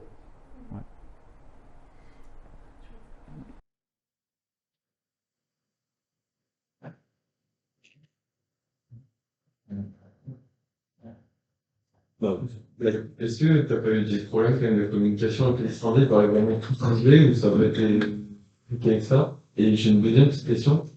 Au niveau de la nourriture, du coup, tu devais porter quand même pas mal de nourriture et tu disais des fois rationner. Est-ce que tu as été vraiment à des moments vraiment obligé de te dire j'arrête vraiment, je me fais une demi-portion et ça, est-ce que c'est pas difficile, très difficile mentalement de devoir rationner, surtout quand tu fais un effort physique toute la journée, tu vois? Et que, en fait, des fois, t'as juste une envie, c'est de manger, quoi. Bah alors déjà pour la première question, alors attends, c'était est-ce qu'il parle anglais? Ouais, il parle très bien anglais, ils sont très très forts. Même je me rappelle, mes parents étaient venus me voir et je m'étais mis à parler de foot de première ligue avec un gamin de 7 ans et il parlait mieux anglais que moi, c'était impressionnant. Genre, vraiment, il utilisait des mots, moi j'étais là, bah, ça veut dire quoi? Il me disait, bah, tu sais, c'est quand tu tires avec l'extérieur du pied. J'étais là, ah d'accord, ok. Et vraiment, ils ont un très bon niveau d'anglais parce qu'ils le commencent plus tôt, c'est pour ça. Et pour la deuxième question, du coup, bah, oui, je me suis rationné et c'était assez difficile. Et la première fois que c'est arrivé, bah, c'est le long du glacier parce que j'avais pas d'alcool. Et c'était plus parce que j'avais pas d'alcool que parce que j'avais mal prévu. En général, j'arrive à calculer mes portions. Je me disais, je mange à peu près 150 grammes de pâtes par jour. Pareil pour les flocons d'avoine. Et j'arrivais assez bien à gérer. Et mis à part à cette époque-là, le long du glacier, où j'ai perdu 6 kilos parce que je ne pouvais pas faire chauffer de pâtes. Et c'était assez dur mentalement parce que je portais les pâtes, je portais les flocons d'avoine, mais je ne pouvais pas les manger. Et du coup, mis à part cette époque-là, non, c'était assez simple, je trouve, de calculer parce que, en gros, et ça me permet, j'en ai pas forcément parlé durant la conférence, avant de partir, en fait, je regardais toujours, parce que tout à l'heure, j'avais une question sur ma programmation des journées, je regardais toujours combien de jours j'avais jusqu'au prochain village. Et en fonction de ce nombre de jours du prochain village, je faisais des courses adéquates, donc des fois j'en faisais plus, le sac il devait faire 34 kg, mais j'avais pas le choix en fait. Et je marchais et je calculais mes journées comme ça. Et je décidais par exemple de faire 200 km sur, je sais pas, 4-5 jours, parce que je savais que dans 4-5 jours il y avait un village et que je pouvais refaire des courses. Donc ça a été vraiment à chaque fois une programmation comme ça pour avoir à manger à chaque fois.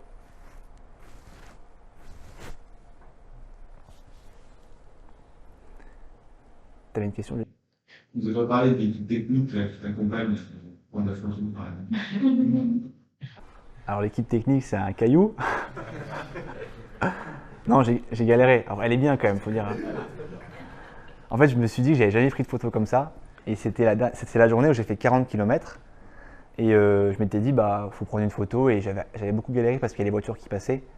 Et j'avais mis juste le téléphone sur un caillou. Mais bon, allez, ils peuvent rentrer, l'équipe technique, là, ils arrivent.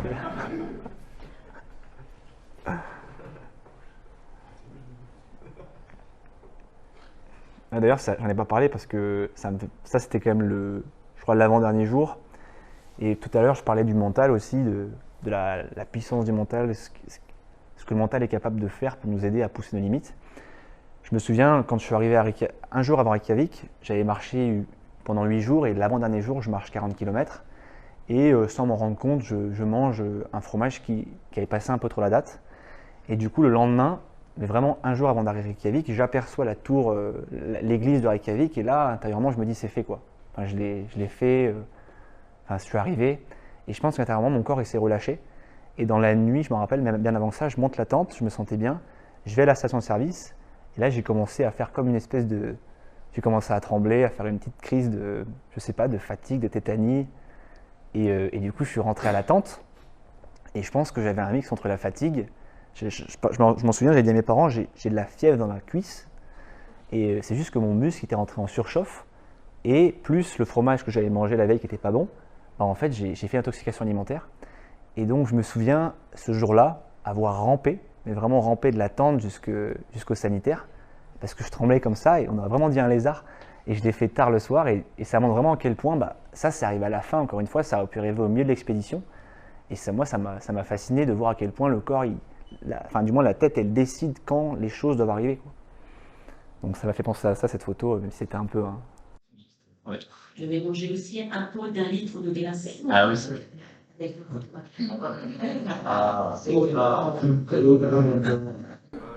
C'est vrai que j'avais oublié ça. J'avais oublié ce détail, ouais. Après, il fallait se faire plaisir quand même, non? C'est vrai, en plus la vendeuse était française.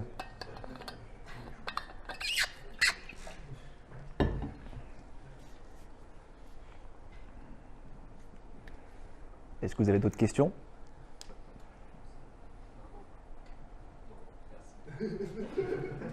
Bon, je pense qu'on peut mettre fin à la conférence. Merci à vous.